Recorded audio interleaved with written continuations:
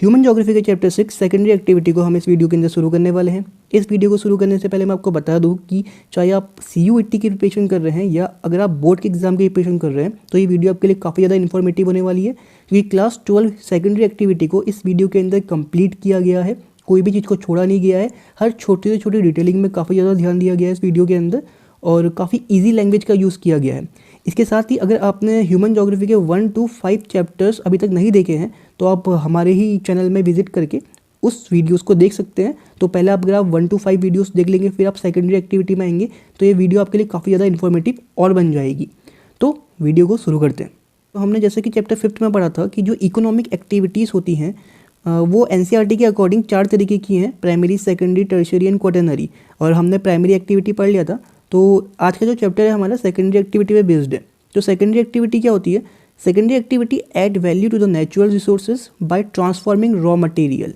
ठीक है, तो सेकेंडरी एक्टिविटी क्या है? जो वैल्यू ऐड करती है किसमें? नेचुरल रिसोर्सेज में। कैसे? Bye transforming raw material. Raw material को ट्रांसफॉर्म करके किसमें ट्रांसफॉर्म करती है? वैल्यूएबल प्रोडक्ट में। सपोज करो कि आपको नेचर से कॉटन मिला है। ठीक है, कॉटन क्या है? बस एक बॉल की फॉर्म में है जो पेड़ में लगता है। ठीक है ना, बट जब आपने उस कॉटन को वहाँ से निकाल के उसको ट्रांसफॉर्म किया किसमें? यान में। यान मतलब कैसे ऊन का गुत्था होता है ना, तो उस गुत्थे में आपने जब ट्रांसफॉर्म किया तो आपने क्या किया? इसमें आपने वैल्यू ऐड करी, अपनी मेहनत लगाई। तो जब आपने इसमें वैल्यू ऐड करी कुछ इंडस्ट्रियल मेथड से या किसी और तरीके से आर्टिफैक्ट से, तो आपने क्या किया? यहाँ पे वैल्यू ऐड करी। तो यही वैल्यू एडिशन क्या है? सिंपल लैंग्वेज में सेकेंडरी एक्टिविटीज़ है। सेकेंडरी एक्टिविटी बहुत टाइप की होती है। ठीक है, बहुत डेप्थ में देखेंगे उसको, पूरा चैप्टर उसी में है, बट मोटा मोटा यही है कि सेकेंडरी एक्टिविटी क्या करती है? वैल्यू ऐड करती है किसमें? नेचुरल रिसोर्सेज में। ठीक है ना, वैल्यू ऐड करती है नेचुरल रिसोर्सेज में। कैसे?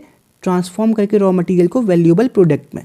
ठीक है, एग्जाम्पल में कॉटन बॉल का लिख देंगे। ठीक है, cotton in the ball has limited use. ठीक है, जब वो कॉटन बॉल की फॉर्म में होता है, ठीक है, पेड़ में, तो उसका लिमिटेड यूज़ है। बट आफ्टर ट्रांसफॉर्म इनटू यान, जब उसको यान में ट्रांसफॉर्म कर देते हैं तो वो क्या बन जाता है? ज़्यादा वैल्यूएबल बन जाता है। ठीक है, और उसको हम यूज़ कर सकते हैं किसमें? क्लोथ बनाने के लिए। ठीक है, इसके बाद सेकेंडरी एक्टिविटी का इंपॉर्टेंट टॉपिक है मैन्युफैक्चरिंग। ठीक है, कोई चीज़ को बनाना, सेकेंडरी एक्टिविटी यही तो होती है ना। तो मैन्युफैक्चरिंग क्या होती है देख लेते हैं। देखो, तो मैन्युफैक्चरिंग क्या है? एक फुल अरे है production from handicap to the modelling iron and steel industry. ठीक है, चाहे आपकी आयरन एंड स्टील वाला पार्ट हो या आपका कोई भी हैंडीक्राफ्ट है जो आप हाथ से बना रहे हैं चीज़ें, तो चाहे वो हो। ठीक है, या आप कोई प्लास्टिक का टॉय बना रहे हैं। ठीक है, ये सब के सब क्या है? ये सब के सब मैन्युफैक्चरिंग का पार्ट है।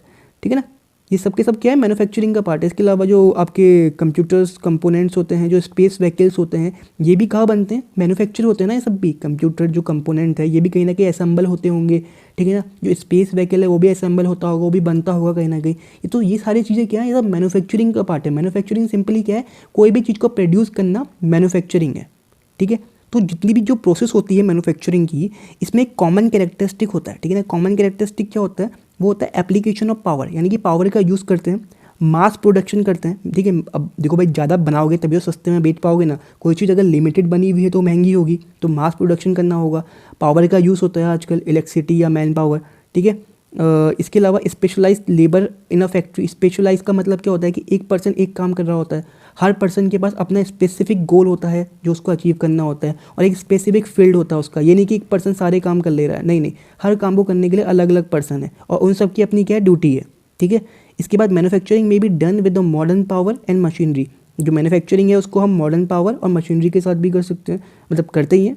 ठीक है ना, और it may be still very primitive. ठीक है, मैन्युफैक्चरिंग के अंदर दोनों चीज़ें, हमने बड़े बड़े एग्जांपल ले लेंगे, मशीनरी वगैरह मैन्युफैक्चरिंग है, लेकिन छोटा सा जो आप हैंडीक्राफ्ट हाथ से बना रहे हैं, ठीक है ना, जो आपके हैंडीक्राफ्ट से हाथ से बनी हुई चीज़ें, चाहे पॉट बना रहे हैं या मिट्टी के बर्तन जो भी बना रहे हैं, वो भी मैन्युफैक्चरिंग है।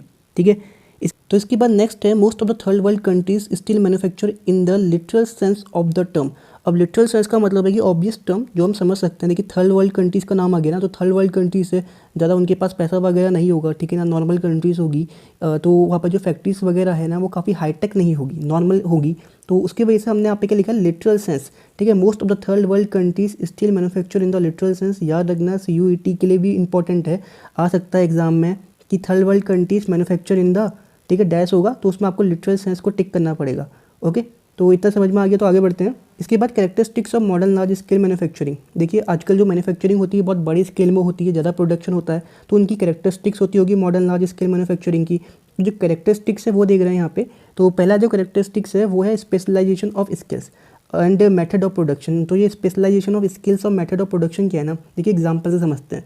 जैसे सपोज करिए कि क्राफ्ट है, ठीक है, क्राफ्ट वर्क है, तो क्राफ्ट वर्क की जब मैन्युफैक्चरिंग होगी, ठीक है ना, जैसे बर्तन जैसे कोई बना रहा है पर्टिकुलर इंसान, तो उसकी जो मैन्युफैक्चरिंग करेगा तो वो खाली कुछ पर्टिकुलर पीसेस ही मैन्युफैक्चर कर सकता है, बहुत ज़्यादा नहीं करेगा ना, लिमिटेड चीज़ों में होता है। तो उसके वजह से जो कॉस्ट होती है ना थोड़ी हाई रहती है उनकी, क्या रहती है, कॉस्ट हाई रहती है, स्पेशली हैंडीक्राफ्ट चीज़ों की जो कॉस्ट हाई रहती है। क्यों? क्योंकि वो किससे, वो फ्यू पीसेस बने हुए हैं, ठीक है ना, ठीक है, बहुत कम पीसेस बने हुए हैं, तो कम पीसेस बनेंगे तो कॉस्ट क्या रहेगी, हाई रहेगी। But on the other hand क्या होता है कि जो मास प्रोडक्शन होता है ना किसी चीज़ का, बहुत ज़्यादा लार्ज स्केल में मास प्रोडक्शन करना, जैसे चाइना करता है ना फ़ोन का लार्ज स्केल में मास प्रोडक्शन, तो वैसी चीज़ें जो होती हैं तो उसमें जो प्रोडक्शन है वो लार्ज क्वांटिटी में होता है, ठीक है, क्वांटिटी बहुत ज़्यादा कर देते हैं, लार्ज क्वांटिटी, लेकिन स्टैंडर्डाइज पार्ट होते हैं उसके, पार्ट काफ़ी स्टैंडर्डाइज तरीके से बनाए जाते हैं, ठीक है, बाय ईच वर्कर, हर एक वर्कर जो अपना अलग टास्क करता है, ठीक है। तो समझते हैं इस चीज़ को अच्छे से। जैसे सपोज करिए कि यहाँ पर एक फ़ोन असेंबल हो रहा है, ठीक है ना, तो फ़ोन असेंबल हो रहा है यहाँ पे, लेकिन एक फ़ोन का पार्ट यहाँ से बन के आ रहा होगा, एक यहाँ से बन रहा होगा, एक यहाँ से बन रहा होगा, एक यहाँ से बन रहा होगा, लास्ट में यहाँ पर आके असेंबल हो रहा होगा, ठीक है। तो हर एक पार्ट अपना एक स्पेसिफिक स्टैंडर्डाइज तरीके से बनता है। और यहाँ पे हर एक जो वर्कर है ना, ऐसा नहीं कि एक वर्कर है ये काम भी कर लूँगा, ये भी कर लूँगा, ये भी कर लूँगा, ये भी नहीं, एक वर्कर के पास एक पर्टिकुलर काम होता है, तो वो अपने काम को बहुत अच्छे से कर पाता है बहुत लंबे समय तक के लिए, ठीक है। तो यही है स्पेशलाइजेशन ऑफ स्किल और मेथड ऑफ प्रोडक्शन, ठीक है। तो लार्ज स्केल में क्या होगा, जब आप लार्ज स्केल में चीज़ों को बनाएंगे तो उसमें क्या करेंगे, हर एक चीज़ क्या होगी, स्टैंडर्डाइज तरीके से बनेगी, हर एक पार्ट को हर एक वर्कर जो बनाएगा वो वर्कर जो होगा वो खाली एक ही टास्क को करेगा, ठीक है, वन टास्क रिपीटेडली हर बार, ठीक है, ताकि उसमें एक्सपर्ट बन जाए। ओके, इसके बाद नेक्स्ट है मैकेनाइजेशन। लार्ज स्केल मैन्युफैक्चरिंग, भाई लार्ज स्केल में बना रहे हो तो ऑब्वियस सी बात है कि मैन पावर जितना कम हो उतना अच्छा है, वहाँ पे मशीन का यूज़ ज़्यादा हो जाए, तो वही है मैकेनाइजेशन। मतलब होता है कि क्या, गैजेट्स का यूज़ करना, किसका यूज़ करना, गैजेट्स का यूज़ करना अपने टास्क को पूरा करने के लिए। ऑटोमेशन भी कह सकते हैं। ऑटोमेशन मतलब होता है कि अपने आप चीज़ें हो जा रही है, जैसे रोबोट वगैरह, ठीक है ना, अपने आप हो जा रही है बटन दबा के या मशीन के थ्रू, ठीक है। तो automation is the advance stage of mechanisation, ठीक है। तो मैकेनाइजेशन भी कैरेक्टरिस्टिक्स है, देखिए कैरेक्टरिस्टिक्स बहुत टफ नहीं है, इजी है, बस एक बार देखना है इसको। जैसे स्पेशलाइजेशन ऑफ स्किल्स बहुत टफ नहीं है, बहुत आसान है, आराम से हो जाएगा। मैकेनाइजेशन भी इजी है, समझ में आ जाएगा। टेक्नोलॉजी इनोवेशन भी इजी है। भाई टेक्नोलॉजी इनोवेशन का मतलब क्या है कि लार्ज स्केल मैन्युफैक्चरिंग है, ठीक है, टेक्नोलॉजी चेंज हो रही है, कॉम्पिटिशन बढ़ते जा रहा है, तो इनका R&D काफ़ी अच्छा होता है, रिसर्च एंड डेवलपमेंट वाला पार्ट, ठीक है ना, रिसर्च एंड डेवलपमेंट काफ़ी इंपॉर्टेंट रोल प्ले करता है इनके लिए। तो जो टेक्नोलॉजिकल इनोवेशन करते हैं ये लोग रिसर्च एंड डेवलपमेंट के थ्रू, ठीक है, ये क्या इसका एक इंपॉर्टेंट एस्पेक्ट है, किसका, मॉडर्न मैन्युफैक्चरिंग का, फॉर क्वालिटी, ठीक है। तो समय के साथ आपको क्वालिटी भी इंप्रूव करनी पड़ती है ना अपने प्रोडक्ट की, और कुछ चेंजेस लाने पड़ते हैं ताकि उसकी डिमांड बनी रहे मार्केट में, ठीक है ना। और इसकी जो क्वालिटी है उसको आप कैसे मतलब इम्प्रूव कर सकते हो, ठीक है, जो वेस्ट हो रहा है, ठीक है, कंपनी के अंदर जो इनएफिशिएंसीज है उनको कम करके, जो पॉल्यूशन हो रहा है कंपनी इसके द्वारा या वो फैक्ट्रीज़ के द्वारा उसको कम करके, ठीक है ना। तो समझ रहे होंगे आप चीज़ों को कि टेक्नोलॉजी इनोवेशन क्या है, हर एक जगह पे काम करता है, R&D सेक्टर हो या आपकी कंपनी में लाइनअप को इम्प्रूव करना हो, ठीक है। तो ईजी है, ये तीन चीज़ें तो बहुत ईजी थे, स्पेशलाइजेशन, मैकेनाइजेशन और टेक्नोलॉजी इनोवेशन, ठीक है। इसके बाद आगे बढ़ते हैं।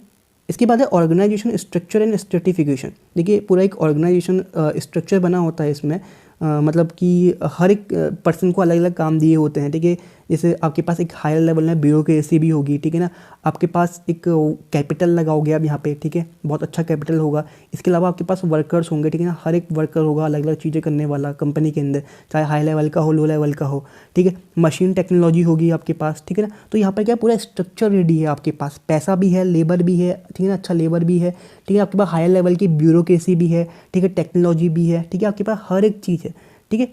तो समझ रहे होंगे आप चीज़ों को। ऑर्गेनाइजेशन स्ट्रक्चर एंड स्ट्रेटिफिकेशन का मतलब क्या है कि इसकी भी अपने कैरेक्टरिस्टिक्स हैं। आपसे एग्जाम में पर्टिकुलरली 2 नंबर पे ये भी आ सकता है, 1 नंबर पे ये भी आ सकता है कि ऑर्गेनाइजेशन स्ट्रक्चर एंड स्ट्रेटिफिकेशन के अंदर क्या आता है मॉडर्न लार्ज स्केल में, ठीक है। तो ये आता है कॉम्प्लेक्स मशीन टेक्नोलॉजी जो इनके पास रहती है। इसके अलावा extreme specialisation and division of labour for production of goods, ठीक है ना, हर एक लेबर के पास अपना एक स्पेशलाइजेशन काम होता है ताकि वो उसको अच्छे से कर सके और कॉस्ट कमाए लास्ट में, ठीक है ना। और जो उस पर लोड है, ठीक है, जैसे एक पर्सन जो है वो एक काम को मैक्सिमम कर रहा है तो उसको काम करने में कम टाइम लगेगा, ठीक है, क्योंकि उसमें वो एक्सपर्ट है, तो उसका एफर्ट भी कम लगेगा यहाँ पे, ठीक है, और कॉस्ट भी कम लगेगी, ठीक है। इसके अलावा थर्ड क्या है, वास्ट कैपिटल, कैपिटल भी होती है इनके पास लार्ज लगाने के लिए, लार्ज ऑर्गेनाइजेशन होती है, बहुत बड़ी संस्था होती है ये, ठीक है। इसके अलावा एग्जीक्यूटिव ब्यूरोक्रेसी भी होती है इनके पास लार्ज स्केल की, ठीक है ना। तो ये सब क्या है इसके क्या कैरेक्टरिस्टिक्स हैं, ठीक है ना। किसकी कैरेक्टरिस्टिक्स हैं? ऑर्गेनाइजेशन, स्ट्रक्चर एंड स्ट्रेटिफिकेशन की, जो हम किसके अंदर पढ़ लेते हैं? मॉडर्न लार्ज स्केल इंडस्ट्रीज़ के अंदर। इसके बाद क्या है? Fifth, uneven geographical distribution. अब अनइवन जोग्राफिकल डिस्ट्रीब्यूशन ना, ये बहुत सिंपल एग्जांपल से समझते हैं, एनसीईआरटी पढ़ने की ज़रूरत नहीं है, ठीक है। तो एग्जांपल क्या है ना कि सपोज करो आपके पास एक बहुत बड़ा लैंड एरिया है, तो एक बहुत बड़े लैंड एरिया पे आप एग्रीकल्चर कर रहे हो, लेकिन खुद सोचो ना एक एग्रीकल्चर लैंड में कितने लेबर इंक्लूड हो जाएंगे, ठीक है ना। सपोज करो कि 10, ठीक है, कितने? 10 लेबर है, ठीक है, 10 लेबर इंक्लूड है, तो 10 लेबर हैं तो 10 लेबर अपनी फैमिली को पाल लेंगे, तो मैक्सिमम 40 लोग को यहाँ से रोजगार मिल रहा होगा। बट यहीं पर ही इसी बड़े से लैंड एरिया के छोटे से हिस्से में अगर कोई फैक्ट्री लगी है ना, तो खाली इस फैक्ट्री के अंदर ही हज़ारों लोग काम कर सकते हैं, और वो हज़ारों लोग कई हज़ारों लोगों का पेट पाल सकते हैं, मतलब अपने बच्चों वगैरह का, ठीक है। तो अनइवन जोग्राफिकल डिस्ट्रीब्यूशन यही है कि जैसे हम इसको एग्जाम्पल से समझते हैं कि मॉडर्न मैन्युफैक्चरिंग है flourished in a few number of places, ठीक है। तो जो मॉडर्न जो इंडस्ट्रीज़ है, मैन्युफैक्चरिंग है, वो कुछ ही जगहों पे है, ठीक है, few number of places, these cover less than 10% of the world area. जो बड़ी इंडस्ट्रीज़ है, मॉडर्न मैन्युफैक्चरिंग है, वो 10% से भी कम एरिया को कवर करती है, ठीक है। These nation have become the centre of economic and political power. अब जो लार्ज स्केल मैन्युफैक्चरिंग में इन्वॉल्व है, फॉर एग्जांपल चाइना, तो ये लोग क्या है कि पॉलिटिकल और इकोनॉमिक का क्या है, सेंटर बने हुए हैं, ठीक है ना, पाइवोट बने हुए हैं। However in term of total area covered, manufacturing sites are much less conspicuous and concentrated on much smaller area than the agriculture, ठीक है। जब हम एग्रीकल्चर का एग्जांपल लेंगे तो उसके हिसाब से जो आपकी ये मैन्युफैक्चरिंग है वो बहुत कम एरिया में आती है। फॉर एग्जांपल 2.5 स्क्वायर किलोमीटर वो अमेरिकन कॉर्न बेल्ट, जो अमेरिका का कॉर्न बेल्ट है, 2.5 स्क्वायर किलोमीटर में एग्जांपल ले रहे हैं यहाँ पे कि इसके अंदर जो वर्कर्स काम कर रहे हैं ना, फॉर एग्जाम्पल 10 से 20 वर्कर्स काम कर रहे हैं, कितने? 10 से 20 वर्कर, कितने एरिया में? 2.5 स्क्वायर किलोमीटर के अंदर, ठीक है ना। जिनके वजह से उनकी जो फैमिली मेम्बर्स को मिला लें तो 50 से 100 लोगों का पेट पल रहा होगा, मतलब मोटा मोटा इतना कह सकते हैं। बट अगर ये सेम कंडीशंस किसके साथ होती, किसी फैक्ट्री के साथ होती ना, तो एक छोटी सी फैक्ट्री जो है ना, वो हज़ारों वर्कर्स को काम दे सकती और हज़ारों लोगों का पेट पाल सकती।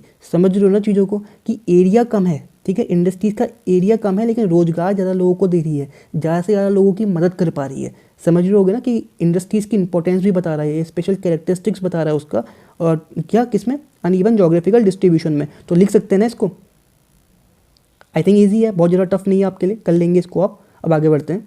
इसके बाद नेक्स्ट है एक्सेस टू मार्केट। भाई आप कोई भी चीज़ को बना रहे हैं, प्रोड्यूस कर रहे हैं, तो आपको मार्केट का एक्सेस चाहिए ना। मतलब समझो ना इस चीज़ को कि मैन्युफैक्चरिंग जो होती है वो मोस्टली मार्केट को टारगेट करके होती है ना। आपको मार्केट में चीज़ें बेचनी है, ठीक है ना, शहर में चीज़ें बेचनी है, तो वही है एक्सेस ऑफ मार्केट। पढ़ लेते हैं इसको एक बार। The existence of market for manufacturing good is most important factor, ठीक है, in the location of industries, ठीक है। जैसे सपोज करो कि जो इंडस्ट्रीज है ना, वो मोस्टली जो ये सब मार्केट है, मार्केट के पास में, जैसे कोको कोला की एक इंडस्ट्री है जो यहाँ पर लगी हुई है, ठीक है, किसको टैकल करने के लिए? इस मार्केट को, ठीक है। तो इंडस्ट्रीज़ जो है लगने से पहले देखती है कि शहर के पास है, कितना दूर है, कहाँ पे लगना है, कहाँ पे नहीं लगना है, ताकि जो गुड्स हैं वो उस जगह पे जा पाएँ जहाँ पे क्या है, नीड है, जहाँ पे लोगों के पास डिमांड है, ताकि इनको फ़ायदा हो सके, ठीक है। तो मार्केट मीन्स पीपल, जिनके पास खरीदने के लिए पैसे होते हैं, जिनके पास डिमांड होती है, ठीक है। मार्केट का मतलब क्या है? पीपल, ठीक है, जिनके पास क्या है? परचेसिंग पावर होती है, जो चीज़ों को खरीद सकते हैं, ठीक है। To be able to purchase from the sellers, जो लोग चीज़ें बेच रहे हैं उनसे खरीद सकते हैं। तो developed region of the Europe, North America, ठीक है, तो डेवलप्ड रीजन्स हैं आपके, यूरोप का हो गया, चाहे नॉर्थ अमेरिका का हो गया, जापान का हो गया, ऑस्ट्रेलिया का हो गया, ये आपको लार्ज ग्लोबल मार्केट प्रोवाइड करते हैं। क्या प्रोवाइड करते हैं? Large global market as purchasing power of the people is very high. यहाँ की जो लोग की जो परचेसिंग पावर है बहुत हाई रहती है। तो जो डेंसली पॉपुलेटेड रीजन है साउथ और साउथ ईस्ट एशिया के, वो भी क्या कर रहे हैं? लार्ज मार्केट प्रोवाइड कर रहे हैं। समझ रहे हो ना बात को कि जहाँ पे पॉपुलेशन है या जहाँ पे लोगों के पास खरीदने की ताकत है, जैसे यूरोप में, नॉर्थ अमेरिका में, जापान में, ऑस्ट्रेलिया में इकोनॉमी अच्छी है, लोग ज़्यादा से ज़्यादा सामान खरीद सकते हैं, खरीदते भी हैं, तो इंडस्ट्रीज़ इनके पास लगती है। अब सपोज़ करो ना, अफ्रीका में इंडस्ट्रीज़ खोल दिया आपने, बड़ी इंडस्ट्रीज़ है, वहाँ पर लोग भी हैं, लेकिन लोगों के पास पैसा नहीं खरीदने के लिए, तो इंडस्ट्रीज़ कामयाब होगी? नहीं होगी। लोगों को क्या हो जाएगा? नुकसान हो जाएगा। तो इंडस्ट्रीज़ कहाँ लगती है? जहाँ फ़ायदा होता है, ठीक है। इसके बाद एक्सेस टू रॉ मटेरियल, ठीक है, तो जो इंडस्ट्रीज़ है ना उसमें रॉ मटेरियल भी लगता है, ठीक है ना। जैसे सपोज़ करो कि कोई कपड़ा बनाने वाली इंडस्ट्रीज है, उसके लिए रॉ मटेरियल क्या है? कॉटन, ठीक है। तो जो इंडस्ट्रीज़ है ना वो रॉ मटेरियल भी देखती है, ठीक है, कहाँ उसको सस्ता मिल जाए। कहीं ऐसा ना हो कि जैसे आपने ये मार्केट है, मार्केट के पास में इंडस्ट्रीज़ खोल दी, पर जो रॉ मटेरियल यहाँ से यहाँ लाना ही बहुत महंगा पड़ गया। ठीक है, इससे अच्छा ये होता है कि इंडस्ट्री सब यहाँ पर लगा लेते, तो यहीं से रॉ मटेरियल मिल जाता, उसके बाद जो सामान बन गया उसको मार्केट में बेच देते। तो इंडस्ट्रीज़ जो है ना रॉ मटेरियल पर भी डिपेंड करती है। एक इंपॉर्टेंट कैरेक्टरिस्टिक्स उसका रॉ मटेरियल भी है, एक्सेस टू रॉ मटेरियल। ठीक है, तो इसको समझते हैं थोड़ा सा। जैसे raw material used by industries should be cheap, सस्ता होना चाहिए भाई, ताकि प्रोडक्शन सस्ता हो सके। इजी टू ट्रांसपोर्ट, जल्दी और आसानी से ट्रांसपोर्ट कर सको उसको। Industries based on the cheap, bulky and weight losing materials are located close to the source material such as steel. ठीक है, स्टील, शुगर, सीमेंट इंडस्ट्री। आप खुद सोचो ना भैया, जैसे सीमेंट इंडस्ट्री को कहाँ लगना पड़ेगा, जहाँ पे सीमेंट बनने के लिए रॉ मटेरियल अवेलेबल होगा। सीमेंट मार्केट के पास नहीं लगेगी ना सीमेंट इंडस्ट्रीज़। शुगर इंडस्ट्रीज़, और शुगर इंडस्ट्रीज़ कहाँ लगेगी, जहाँ पे शुगर केन हो गए, ठीक है ना। और सीमेंट इंडस्ट्रीज़ कहाँ पे लगेगी, जहाँ पे आपको सीमेंट के लिए रॉ मटेरियल मिल जाएगा। स्टील इंडस्ट्री कहाँ लगेगी, जहाँ पे आपको स्टील के लिए मतलब जो आपको पास आयरन है, रॉ आयरन है, ठीक है, रॉ Fe है, वो मिल जाए आपको, तो स्टील इंडस्ट्री वहाँ पे लगेगी ना। खुद सोचो ना, जहाँ पे आपको आयरन मिलेगा, वहीं जहाँ पे आयरन ओर मिलेगा, फिर आयरन ओर को ट्रांसपोर्ट करना पड़ेगा आपको इंडस्ट्रीज तक का, तो काफ़ी महंगा हो जाएगा। तो ट्रांसपोर्ट को कम करने के लिए इंडस्ट्रीज आयरन ओर के पास ही लग जाती है। ठीक है, तो इसके बाद perishability is a vital factor for industries to be located close to the source of raw material. अब पेरिशेबिलिटी का मतलब है कि जल्दी ख़राब हो जाने वाली चीज़ें। कई बार क्या होता है ना, जैसे आपने कोई इंडस्ट्री लगाई है और वो रॉ मटेरियल से दूर है, तो रॉ मटेरियल को यहाँ से इंडस्ट्रीज में लाने में जो रॉ मटेरियल है ख़राब भी हो सकता है। ठीक है ना, तो इसमें ख़राब हो जाएगा ज़्यादा, या टाइम ज़्यादा लग जाएगा, ठीक है ना, मैन्युफैक्चरिंग में। तो उसके वजह से जो सामान है वो ख़राब भी हो सकता है, उसकी क्वालिटी डिक्रीज़ हो सकती है। ठीक है, तो उसके वजह से भी जो रॉ मटेरियल एक इंपॉर्टेंट फैक्टर है। यानी कि जब इंडस्ट्रीज़ को खोलते हैं ना, तो आपको रॉ मटेरियल को ध्यान में रखना पड़ेगा कि इंडस्ट्रीज़ क्या आप मतलब ठीक है शहर के पास में लगा सकते हैं, या आपको शहर से दूर रॉ मटेरियल के पास में लगानी पड़ेगी। हर एक चीज़ को सोचना पड़ता है। ठीक है, हर कैरेक्टरिस्टिक्स अपने आप में अलग है, हर इंडस्ट्रीज अलग है। ठीक है, इंडस्ट्रीज़ के भी तो बहुत सारे टाइप होते होंगे ना, इंडस्ट्रीज़ भी अलग अलग तरीके की होती है, एक ही इंडस्ट्रीज़ थोड़ी ना यहाँ पे। इसके बाद नेक्स्ट है एक्सेस टू लेबर सप्लाई। अब देखो ना, इंडस्ट्रीज़ को लेबर भी चाहिए होते हैं। ठीक है, कुछ इंडस्ट्रीज़ ऐसी होती है जो रॉ मटेरियल पे डिपेंड नहीं करती, जिनको लेबर चाहिए, तो वो लेबर बेस्ड इंडस्ट्री कहाँ लगेगी भाई, शहर में लगेगी या शहर के पास में लगेगी, जहाँ उनको लेबर आसानी से मिल जाए। ठीक है, तो वही है, labour supply is a important factor. क्या है, इंपॉर्टेंट फैक्टर है in the location of industries. हम लेबर की सप्लाई को भी ध्यान में रखते हैं। ठीक है ना, सब type of manufacturing still required skill labour. कुछ मैन्युफैक्चरिंग होती है जहाँ पे स्किल लेबर आपको चाहिए होते हैं। ठीक है ना, काम करने वाले जो लोग हैं स्किल चाहिए। ठीक है ना, इंक्रीजिंग मैकेनाइजेशन, जैसे जैसे इंडस्ट्रीज में मैकेनाइजेशन बढ़ेगा ना, तो वहाँ पर खाली मजदूर नहीं चाहिए आपको, ऐसे लोग चाहिए जो मशीन को चला सके। ठीक है ना, इंक्रीजिंग मैकेनाइजेशन, ऑटोमेशन जैसे जैसे बन रहा है। Flexibility of industrial process have reduce. ठीक है ना, industrial processes have reduced the dependency of industries upon the labour. अब ये भी एक इंपॉर्टेंट फैक्टर है कि धीरे धीरे जैसे जो मैकेनाइजेशन बढ़ेगा, जो ऑटोमेशन यानी कि अपने आप जो चीज़ें हो जा रही है मशीन के थ्रू, ठीक है ना, जो फ्लेक्सिबिलिटी है, तो इसके वजह flexibility of industrial process have reduce the dependency of industries upon the labour. अब कहीं पे एग्जाम में क्वेश्चन आ जाएगा ना कि जो इंडस्ट्रियल लेबर है ना, तो उन पे डिपेंडेंसी कम क्यों हो जा रही है आजकल इंडस्ट्रीज़ की, या धीरे धीरे कम क्यों होती जा रही है, क्योंकि इंडस्ट्रीज़ के अंदर मैकेनाइजेशन आ जा रहा है ना, मशीन ज़्यादा आ जा रही है, मशीन इंसानों का काम कर ले रही है, ऑटोमेशन आ जा रहा है। ठीक है ना, तो इनके वजह से क्या है ना कि जो ह्यूमन बींग्स जो लेबर है उनके ऊपर डिपेंडेंसी कम हो जा रही है, किसकी, इंडस्ट्रीज़ की। इंपॉर्टेंट फैक्टर है, याद रखना। इसके बाद अगला फैक्टर है access to source of energy. भाई इंडस्ट्रीज लगा दी, एनर्जी भी तो चाहिए ना, तो इलेक्ट्रिसिटी सप्लाई टाइम से मिलती रहे, ऐसी जगहों पर लगाओ इंडस्ट्रीज़ को, ये भी ध्यान में रखना होता है। वही है कैरेक्टरिस्टिक, सिंपल है ना, जो कॉमन सेंस में हम बात करते हैं। Industries use much power located close to the source of energy. जिनको पावर चाहिए वो कहाँ लगती है, सोर्स ऑफ एनर्जी के पास में लगती है। जैसे एल्यूमिनियम इंडस्ट्री एग्जांपल है, याद रखना। ठीक है ना, विच industry required maximum power supply. अब मैक्सिमम एल्यूमिनियम ही नहीं है, औरों को भी चाहिए होता है, बट एल्यूमिनियम बुक के अंदर गिवन है, इसलिए एल्यूमिनियम याद रखना, लिखने के काम भी आ जाएगा, हो सकता है एमसीक्यूज में भी आ जाए। ठीक है, तो एल्यूमिनियम इंडस्ट्री। इसके बाद है access to transportation and communication facilities. भैया जो इंडस्ट्रीज़ है ना, जैसे सपोज करो ये एक पर्टिकुलर इंडस्ट्री है। अब एक इंडस्ट्री जो है ना अकेले वर्क नहीं करती है, एक इंडस्ट्री की है ना बहुत सारी इंडस्ट्रीज़ पर डिपेंड करती है। आप सिंपली ज़्यादा दूर मत जाओ, सीधे अपनी कॉपी देखो उठा के। कॉपी जो होती है ना, कॉपी में क्या है, थोड़ा सा स्टील भी लगा होगा उसमें, ठीक है ना, जो स्टेपलर टाइप का होता है, ठीक है ना, पन्नी लगी होती है कॉपी के बाहर से, ठीक है ना, और पेपर होते हैं, तीन चीज़ें तो यहीं से मिल गई। तो क्या है ना, इसके लिए एक इंडस्ट्री अकेले वर्क नहीं करती है, एक सामान यहाँ से आ रहा है, एक यहाँ से आ रहा है, एक यहाँ से आ रहा है, एक यहाँ से आ रहा है। तो इंडस्ट्री जो है ना वो इंडस्ट्रियल क्लस्टर में वर्क करती है। तो उन क्लस्टर्स के बीच में जितना अच्छा ट्रांसपोर्टेशन होगा, ठीक है ना, एक इंडस्ट्री और दूसरी इंडस्ट्रीज़ के बीच में जितना अच्छा ट्रांसपोर्टेशन होगा, उतना ही फ़ायदेमंद है इंडस्ट्रीज़ के लिए। तो आपको ट्रांसपोर्टेशन भी एक इंपॉर्टेंट फैक्टर है कि सामान एक जगह से दूसरी जगह पहुंचाया जा सके, शहर में पहुंचाया जा सके या एक इंडस्ट्री से दूसरी इंडस्ट्रीज में पहुंचाया जा सके। तो ट्रांसपोर्टेशन और कम्युनिकेशन एक ही चीज़ है यहाँ पे इस केस के लिए। तो वो जितने ज़्यादा स्ट्रॉन्ग होगा उतनी इंडस्ट्रीज़ को मदद मिलेगी, ठीक है। तो वो ये कह रहा है कि speedy and efficient transport facilities to carry raw material to the factory तक के लिए पहुँचाने के लिए, एंड मूव फिनिश्ड गुड, जो फिनिश्ड गुड है उनको मार्केट तक पहुँचाने के लिए, ठीक है ना, जो ट्रांसपोर्टेशन है और कम्युनिकेशन एक इम्पॉर्टेंट रोल प्ले करता है। इसके अलावा the cost of transportation play a important role in the location of industrial unit. जो कॉस्ट है ट्रांसपोर्ट की वो भी एक इंपॉर्टेंट रोल प्ले कर रहा है किसके लिए, लोकेशन ऑफ इंडस्ट्रियल यूनिट को। भाई इंडस्ट्रीज वहीं तो लगाओगे ना जहाँ पे आपके पास रोड वगैरह अच्छी हो। ऐसा तो नहीं है ना कि एकदम देहात में लगा दिया आपने, पता लगा वहाँ से सामान को मेन मार्केट तक पहुँचाने में सामान ही खराब हो जाए, ठीक है। तो रोड भी अच्छी चाहिए। इसके अलावा यहाँ पर एक अच्छा एग्जाम्पल है कि वेस्टर्न यूरोप, ठीक है ना, यूरोप का जो वेस्ट वाला पार्ट है, ठीक है, and the eastern north America, जो नॉर्थ ईस्ट अमेरिका है। भाई मैप खोल के देखो, उसमें देखो नॉर्थ ईस्ट अमेरिका कहाँ पर है, वेस्ट यूरोप कहाँ पर है, इनके बीच में अटलांटिक सागर है, ठीक है ना, वो कहाँ पर है। Have a highly developed transport system, ठीक है। वेस्टर्न यूरोप और जो ईस्टर्न नॉर्थ अमेरिका है इनके बीच में क्या है, ट्रांसपोर्ट सिस्टम काफ़ी अच्छा है, ठीक है। Which has always induced the concentration of industries, जिसकी वजह से जो इंडस्ट्रीज है वो यहाँ पर लगना पसंद करती है, ठीक है, क्योंकि यहाँ पर सामान आप एक जगह से दूसरी जगह पर आसानी से पहुँचा देते हो, ठीक है। यहाँ पे इंडस्ट्रियल क्लस्टर अच्छे से काम करता है, ठीक है। इसके अलावा 11 है गवर्नमेंट पॉलिसीज़। भैया देखो, अगर गवर्नमेंट कहीं पे ज़्यादा टैक्स लगा रही है तो इंडस्ट्रीज लगेगी, वहाँ पे नहीं लगेगी। आपके पास 2 ऑप्शन है, ए और बी, ठीक है, ए और बी। ए में क्या है, टैक्स कितना है 15%, बी में कितना है 30%। कहाँ लगाओगे इंडस्ट्रीज बताओ, 15% वाले में ना, ठीक है। यही है एग्जाम्पल। गवर्नमेंट की पॉलिसीज़ इंडस्ट्रीज़ को लेकर जितनी सॉफ्ट होंगी ना, उतना ज़्यादा इंडस्ट्रीज़ वहाँ पर अट्रैक्ट होंगी उस जगह पर, ठीक है, क्योंकि इंडस्ट्रीज तो फ़ायदा देखती है भाई, और गवर्नमेंट को जॉब चाहिए, ठीक है। तो समझ रहे होंगे आप चीज़ों को।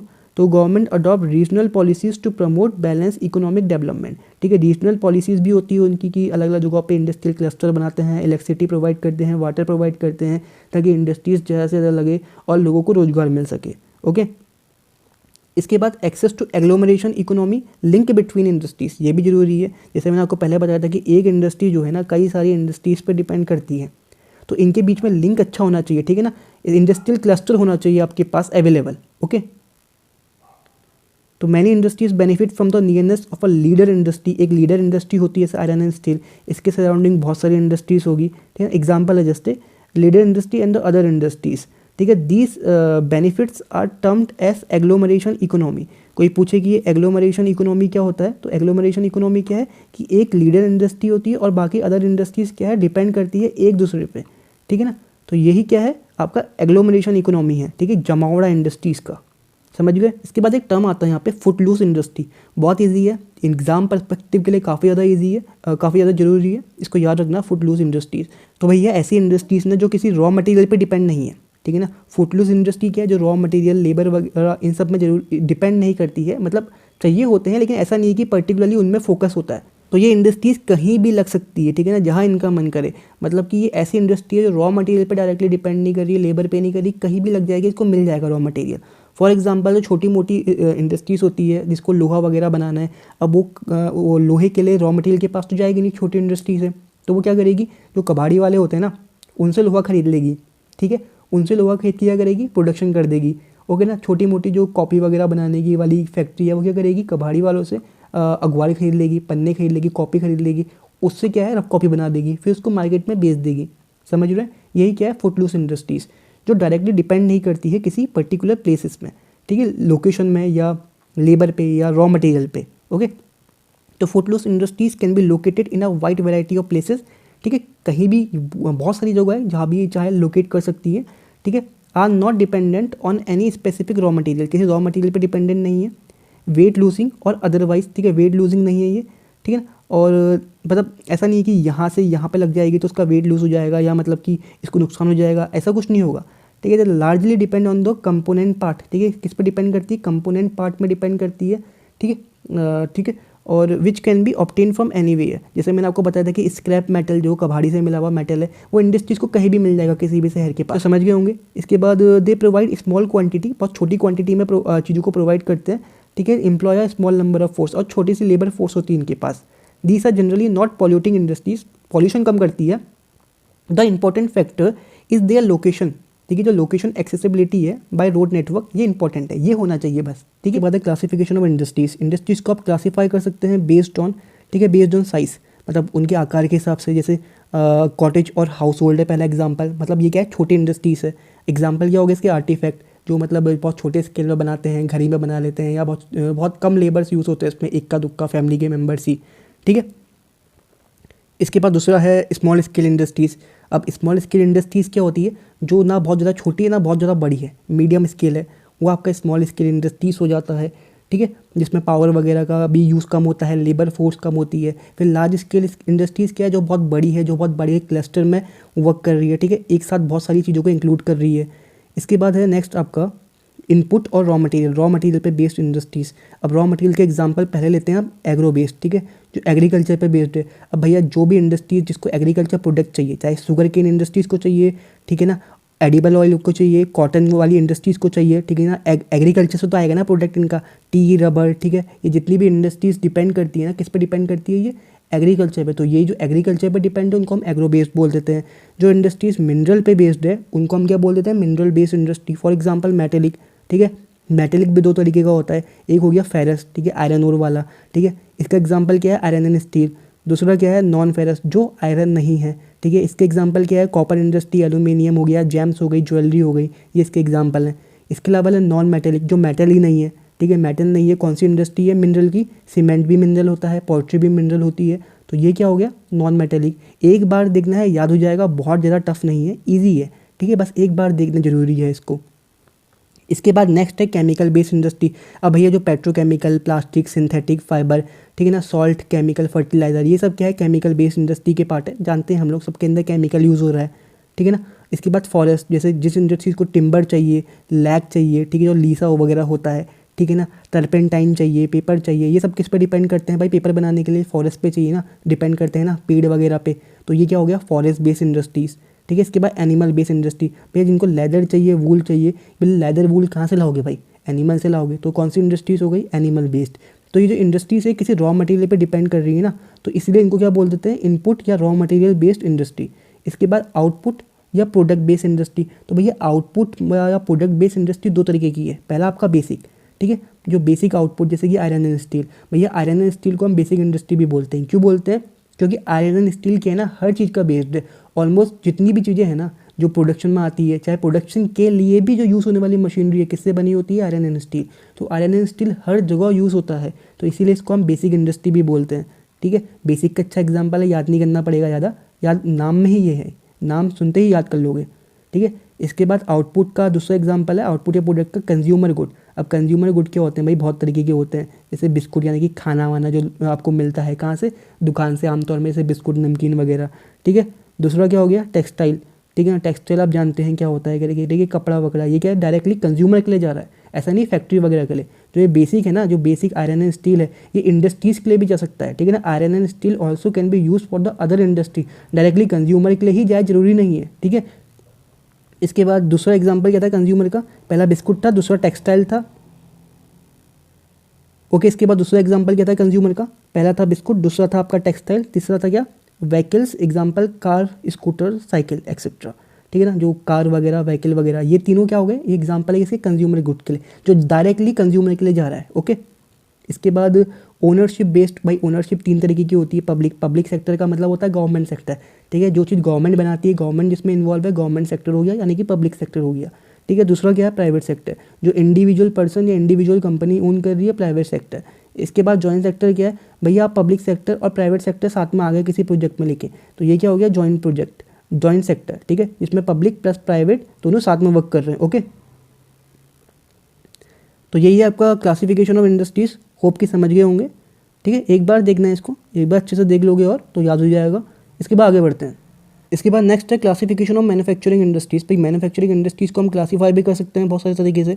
तो क्लासीफाई कैसे हो सकता है भैया, पहला क्लासिफिकेशन है इंडस्ट्रीज़ का, वो हो सकता है साइज़ के बेसिस में, ठीक है, industries on the basis of size, ठीक है। तो जो अमाउंट है कैपिटल इन्वेस्टमेंट का, जो नंबर ऑफ लोग वहाँ पे वर्क कर रहे हैं, ठीक है, जो वॉल्यूम है प्रोडक्शन का, ये बताता है साइज़ को, ठीक है ना, कि कहीं पे पैसा कम लगा है, वर्कर्स भी कम लग रहे हैं, प्रोडक्शन भी कम हो रहा है, तो हाउस होल्ड हो गई, ठीक है ना। यही चीज़ें हैं क्या कि क्या बताता है आपको साइज़ के बारे में? कैपिटल बताता है कि कैपिटल कितना लगा हुआ है, ये आपको साइज़ का आइडिया दे देगा। वर्कर्स कितने हैं, ये भी साइज़ का आइडिया दे देगा। ठीक है, प्रोडक्शन कितना हो पा रहा है, ये भी साइज़ का आइडिया दे देगा। ठीक है ना भाई, कोई बोल रहा है कि 10 प्रोडक्शन ही हो पा रहा है साल में, समझ जाओगे भाई छोटी मोटी मतलब फैक्ट्री वगैरह है, इंडस्ट्रीज़ है, 10 पॉजिटिव बना देते हैं एक दिन में, समझ गए कि छोटा काम हो रहा है। ठीक है, तो अकॉर्डिंगली इंडस्ट्री में भी classify into household, cottage और small scale and large scale. ठीक है ना, समझ गए आप? ये हाउस होल्ड और कॉटेज इंडस्ट्री एक ही हो जाएगी। दूसरा क्या है स्मॉल, तीसरा क्या है लार्ज स्केल। ओके, तो पहला है हाउस होल्ड इंडस्ट्रीज़। ठीक है, तो हाउस होल्ड इंडस्ट्रीज़ क्या होता है? House hold industries is the smallest manufacturing unit. सबसे छोटी जो स्मॉलेस्ट मैन्युफैक्चरिंग यूनिट है उनको हम बोलते हैं क्या? हाउस होल्ड इंडस्ट्री और कॉटेज इंडस्ट्री। ठीक है, क्या होता है यहाँ पे? द आर्टिफैक्ट्स और लोकल रॉ मटेरियल। ठीक है, simple tools productive produce everyday goods in their homes with the help of their family members. अपने ही फैमिली मेम्बर्स की मदद से या पार्ट टाइम लेबर्स जो होते हैं उनकी मदद से क्या करते हैं? लोकल रॉ मटेरियल्स को यूज़ करके कुछ चीज़ों को बनाना, आर्टिफैक्ट करना, तो उसी को हम हाउस होल्ड इंडस्ट्रीज या कॉटेज मैन्युफैक्चरिंग का पार्ट मानते हैं या होता है। ठीक है, इसके बाद capital and transportation do not yield much influence. ठीक है ना, यहाँ पे जो कैपिटल इन्वेस्टमेंट है, पैसा कितना लगा रहे हो आप, ट्रांसपोर्टेशन जो है ना बहुत ज़्यादा यहाँ पे मतलब एक रोल प्ले नहीं करता है। ठीक है ना, this type of manufacturing has low commercial significance. ठीक है, most tools are device locally. ज़्यादातर काम लोकली होता है, लोकल मार्केट के लिए होता है, ज़रा टेक्नोलॉजी का यूज़ नहीं होता है यहाँ पे। ठीक है ना, और कॉमर्शियल सिग्निफिकेंस भी बहुत कम होती है, पैसे वगैरह बहुत कम बनते हैं इसके। ठीक है, इसके बाद ये समझ गए तो स्मॉल स्केल मैन्युफैक्चरिंग क्या होती है वो देखते हैं। तो स्मॉल स्केल मैन्युफैक्चरिंग क्या है? सबसे पहले स्मॉल स्केल मैन्युफैक्चरिंग को आप डिस्टिंग्विश कर सकते हैं हाउस होल्ड इंडस्ट्रीज से। ठीक है ना, कैसे? बाय इट्स प्रोडक्शन को देखते हुए। तो हाउस जो स्मॉल स्केल मैन्युफैक्चरिंग है यहाँ पे प्रोडक्शन ज़्यादा होता है हाउस होल्ड के कंपैरिजन में। थोड़ा बहुत टेक्निक का यूज़ भी किया जाता है यहाँ पे। ठीक है ना, समझ गए होंगे आप चीज़ों को। ठीक है, बाय प्रोडक्शन टेक्निक्स और प्लेस ऑफ मैन्युफैक्चरिंग, जहाँ पर ये मैन्युफैक्चर हो रही है ना वो एकदम देहात वाला इलाका नहीं होगा। ठीक है ना, वो इलाका कैसा होगा जहाँ पर ट्रांसपोर्टेशन हो, थोड़ा बहुत पावर सप्लाई मिले।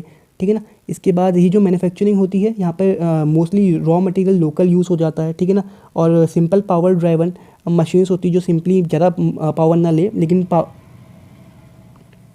सिंपल पावर ड्राइवर मशीन्स होती है जो ज़्यादा पावर ना ले और मैन्युफैक्चरिंग कर दे।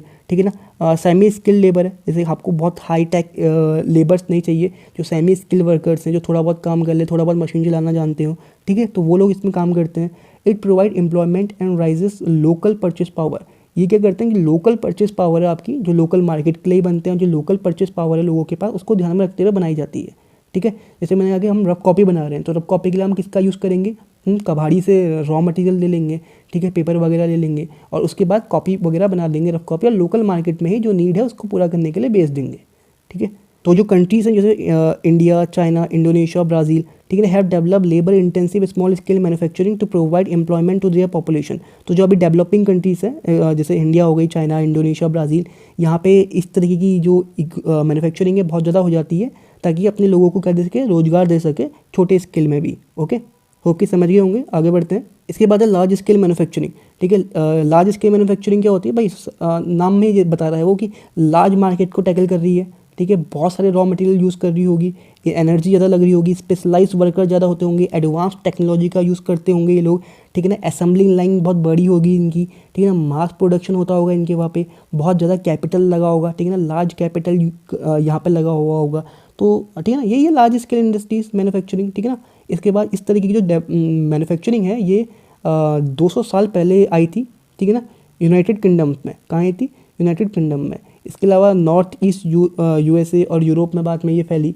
ठीक है, सबसे पहले यूनाइटेड किंगडम में आई, यूनाइटेड किंगडम के बाद नॉर्थ ईस्ट USA, सपोज करो ये USA है, USA का ये ईस्ट है पार्ट, ये नॉर्थ है, तो ये नॉर्थ ईस्ट जो पार्ट है यहाँ पे इंडस्ट्रीज आई है। ठीक है, यूरोप में आई है, यूनाइटेड किंगडम में आई है सबसे पहले। ठीक है ना, अच्छा है लिखने के लिए। ठीक है, इसके बाद है large scale manufacturing grouped under 2 broad types, namely पहला है ट्रेडिशनल लार्ज स्केल इंडस्ट्रीज। ठीक है, जो लार्ज स्केल मैन्युफैक्चरिंग है, पहला हो गया traditional large scale industries which are thickly clusters in few more developed countries. इसके बाद दूसरा है high technology large scale industry which have diffuse to less developed countries, जो लेस डेवलप्ड कंट्रीज में अब डिफ्यूज हो चुकी है। ठीक है ना, मतलब वहाँ भी हो चुकी है। अब समझ ही होंगे आप चीज़ों को। ठीक है, कि जैसे ट्रेडिशनल लार्ज स्केल इंडस्ट्रीज जो है क्या होगी? थिकली क्लस्टर्स होगी, बहुत ज़्यादा क्लस्टर्स होगा, बहुत पुरानी टाइप की इंडस्ट्रीज़ है। ठीक है ना, कोई ऐसा प्रॉपर सेंस नहीं है। फिर जो नई हाईटेक लार्ज स्केल इंडस्ट्रीज़ बन रही है, हाई टेक्नोलॉजी वाली, ठीक है। ये किस तरफ को जा रही है? लेस डेवलप कंट्रीज़ में। क्यों?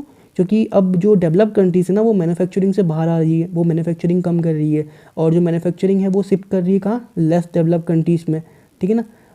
तो जिसकी वजह से उनकी कंट्रीज़ में पॉल्यूशन कम हो रहा है, और अपनी कंट्रीज़ में वो लोग जो ह्यूमन रिसोर्सेज हैं, ठीक है, ह्यूमन वैल्यूज़ हैं, उनको ज़्यादा वैल्यू दे रहे हैं, उनको ज़्यादा मतलब महत्व दे रहे हैं वहाँ पे, ठीक है ना। समझ रहे हैं इन चीज़ों को। और जो पॉल्यूशन वाली इंडस्ट्रीज़ है उनको दूसरी कंट्रीज़ में जो डेवलपिंग है वहाँ शिफ्ट कर रहे हैं, और अपनी कंट्रीज़ में क्या रख रहे हैं? सर्विस सेक्टर, एजुकेशन वगैरह, ठीक है। इसके बाद है इंडस्ट्रीज़ को हम क्लासीफाई कर सकते हैं on the basis of input raw material, ठीक है। वाली इंडस्ट्रीज़ को देख लेते हैं। पहला है एग्रो बेस्ड, ठीक है। तो यहाँ पे क्या है कि आप सिंपली जो रॉ मटेरियल जो आपको फील्ड से मिल रहा है, फार्म से मिल रहा है, ठीक है ना, एग्रीकल्चर से मिल रहा है, उनको प्रोसेस कर रहे हो, ठीक है, for rural and urban market, गांव के लिए या शहर के मार्केट के लिए, ठीक है। सिंपल सी बात है, जो हमको समझ में आता है वही लिख रहे हैं यहाँ पे, ठीक है। Major agro processing industries are food processing. जो ज़्यादातर जो इंडस्ट्रीज है एग्रो प्रोसेसिंग वो फूड प्रोसेसिंग, ठीक है, जैसे दालों को मतलब उनने पैक करके बेच दिया, एक्सेट्रा एक्सेट्रा।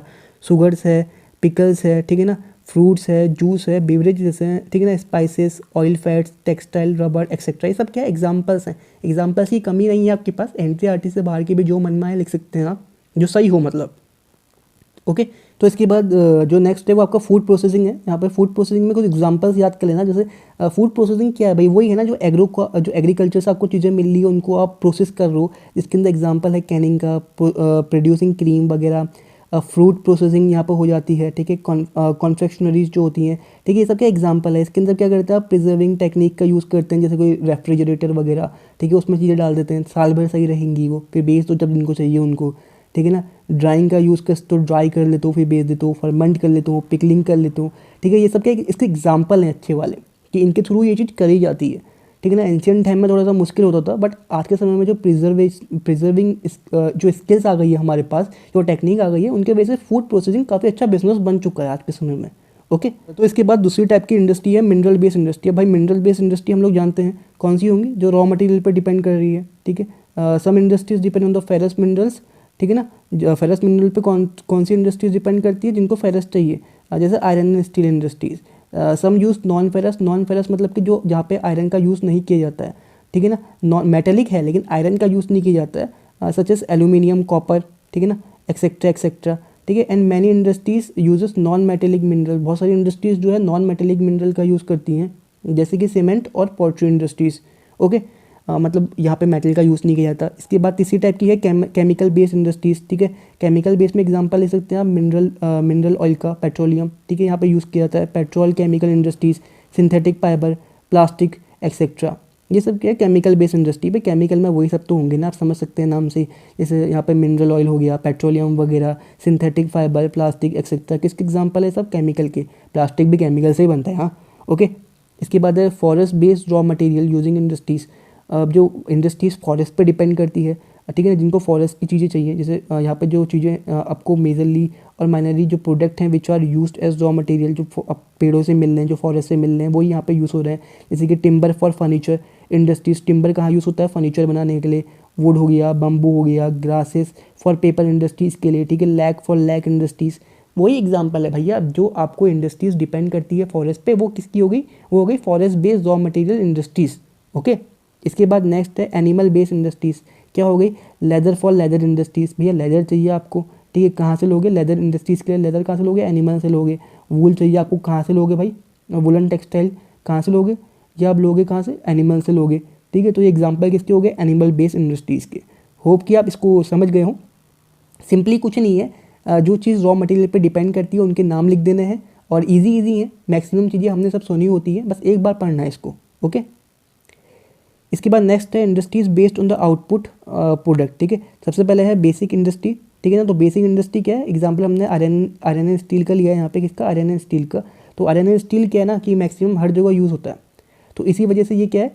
आपका बेसिक इंडस्ट्री है, क्योंकि ये हर एक जगह यूज़ हो जा रहा है, ठीक है ना। इसके प्रोडक्ट किसी चीज़ को बनाने के काम भी आ जा रहे हैं, और डायरेक्ट आप इसको बेच भी सकते हो मार्केट में, ठीक है। तो आयरन एंड स्टील क्या है? एक बेसिक इंडस्ट्री है जो हर जगह यूज़ हो जाता है। इसके बाद दूसरा जो कंज्यूमर बेस्ड इंडस्ट्रीज होती है, वो क्या है? वो गुड्स बनाती है which are consume by consumers. जो किसके द्वारा कंज्यूम किए जाते हैं? कंज्यूमर्स के द्वारा। जो हम लोग हैं, हमारे द्वारा यूज़ किए जाते हैं डायरेक्टली। फॉर एग्जाम्पल कुछ इंडस्ट्रीज ब्रेड और बिस्कुट पर डिपेंड करती है, ठीक है ना। Bread, biscuit, T soaps, toothpaste वगैरह जो डेली यूज़ हो जाते हैं, ठीक है। पेपर भी यूज़ होती है, paper for writing, television etcetera, ठीक है। ये सब क्या है, ये सब एग्जांपल है इसकी कंज्यूमर गुड की और नॉन बेसिक इंडस्ट्रीज़ के, ठीक है। बेसिक इंडस्ट्री का एग्जांपल क्या है, आयरन एंड स्टील वाला, ठीक है, ये वाला, ठीक है। नॉन बेसिक का एग्जांपल क्या है, ये बिस्कुट, टी शॉप्स वगैरह वगैरह, ठीक है। इन सबको हम क्या बोलते हैं, कंज्यूमर गुड बोलते हैं। क्या बोलते हैं, कंज्यूमर गुड, या इनको हम नॉन बेसिक इंडस्ट्रीज़ भी बोल सकते हैं, ओके।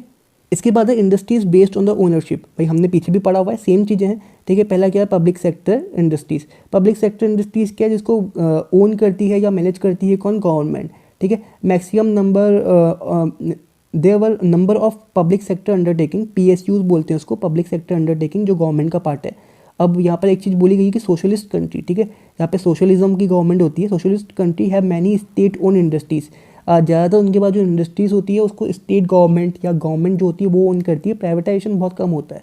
और इसके अलावा mix economies have both public and private enterprises, जहाँ मिक्स इकोनॉमी यानी कि गवर्नमेंट के पास भी कंपनी होल्ड करी होती है और प्राइवेट सेक्टर्स के पास भी होती है, उसको हम बोलते हैं मिक्स इकोनॉमी। याद रखना, मिक्स इकोनॉमी क्या होती है, पब्लिक सेक्टर और प्राइवेट सेक्टर दोनों होते हैं, ओके, इंपॉर्टेंट है। इसके बाद है प्राइवेट सेक्टर इंडस्ट्रीज। प्राइवेट क्या हुआ भैया, जिसको एक इंडिविजुअल इन्वेस्टर ओन कर रहा है, या these are manage by private organisation, ठीक है। इसके अलावा in capitalistic country industries are generally own privately, ठीक है। कैपिटलिस्टिक कंट्री में जो इंडस्ट्रीज होती है मोस्टली गवर्नमेंट ओन नहीं करती है, उनको प्राइवेट प्लेयर्स करते हैं, ओके।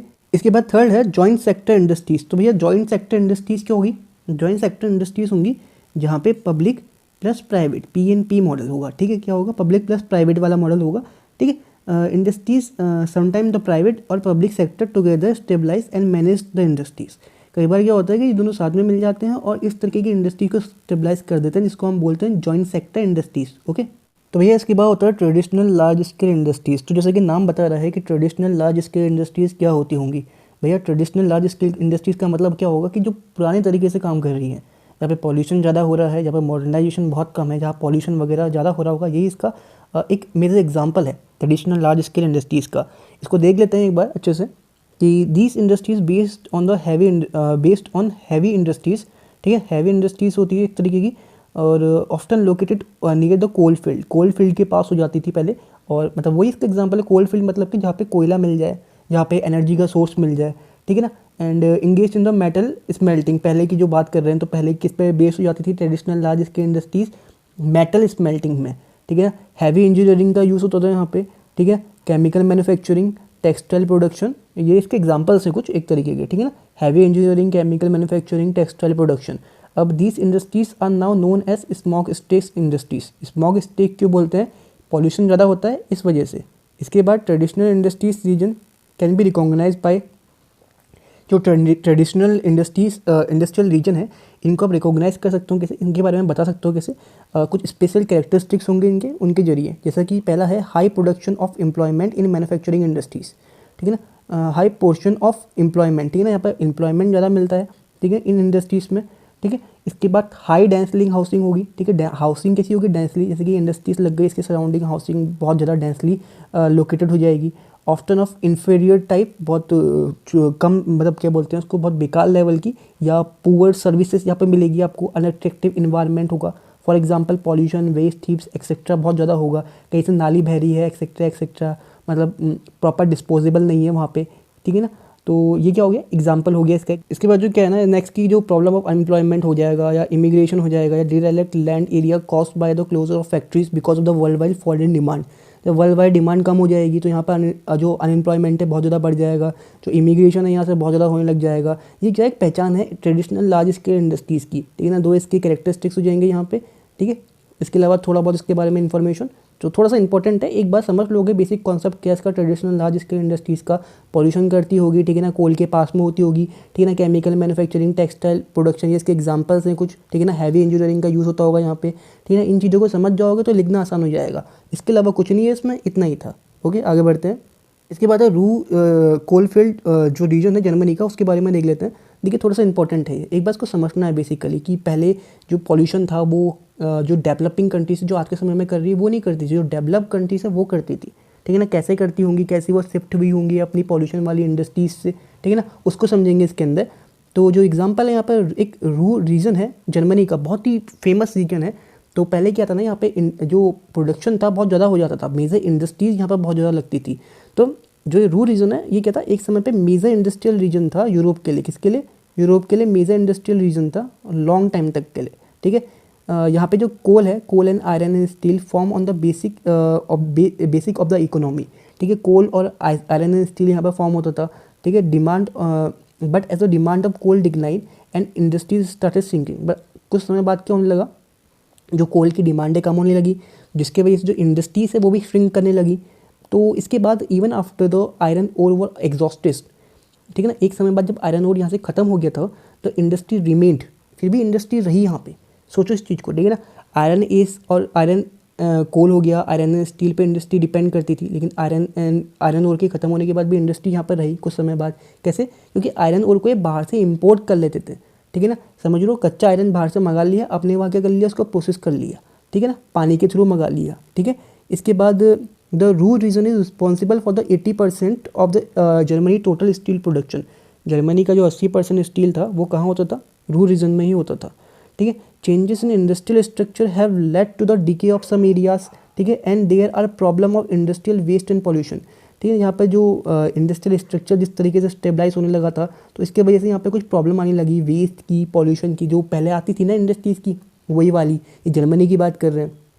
अब the future prosperity of Ruhr is based less on the product of coal and steel. आज के समय की बात हम करेंगे तो जो फ्यूचर, जो इनका फ्यूचर प्रोस्पेक्ट्री है जो रू रीजन की, वो कोल और इंडस्ट्रीज़ पे, कोल और स्टील पे बहुत कम है, डिपेंड करती है, ठीक है ना, जिसके लिए वो पहले जानी जाती थी, for which it was initially famous, ठीक है। And more on the new industries like, अब यहाँ पे नई तरीके की इंडस्ट्रीज लग रही है, इसको हम बोलते हैं असेंबलिंग प्लांट। एग्जाम्पल क्या है? ह्यूज ओपाल कार असेंबलिंग प्लांट, ठीक है। ओपाल नाम सुना होगा आपने, ओपल का, सॉरी ओपल कार असेंबली प्लांट है यहाँ पे, ठीक है। यहाँ पर नए केमिकल प्लांट लगे हैं, यूनिवर्सिटीज़ का हब बन गया है आज के समय में। जो रूरल रीजन है ये, इंडिया से भी बहुत लोग जाते हैं पढ़ने के लिए वहाँ पे। Out of town shopping centres बन चुके हैं, ठीक है। इसके ये क्या है कि नए रूह लैंडस्केप को इमर्ज कर रहे हैं या दिखा रहे हैं। तो क्या समझा अब इससे?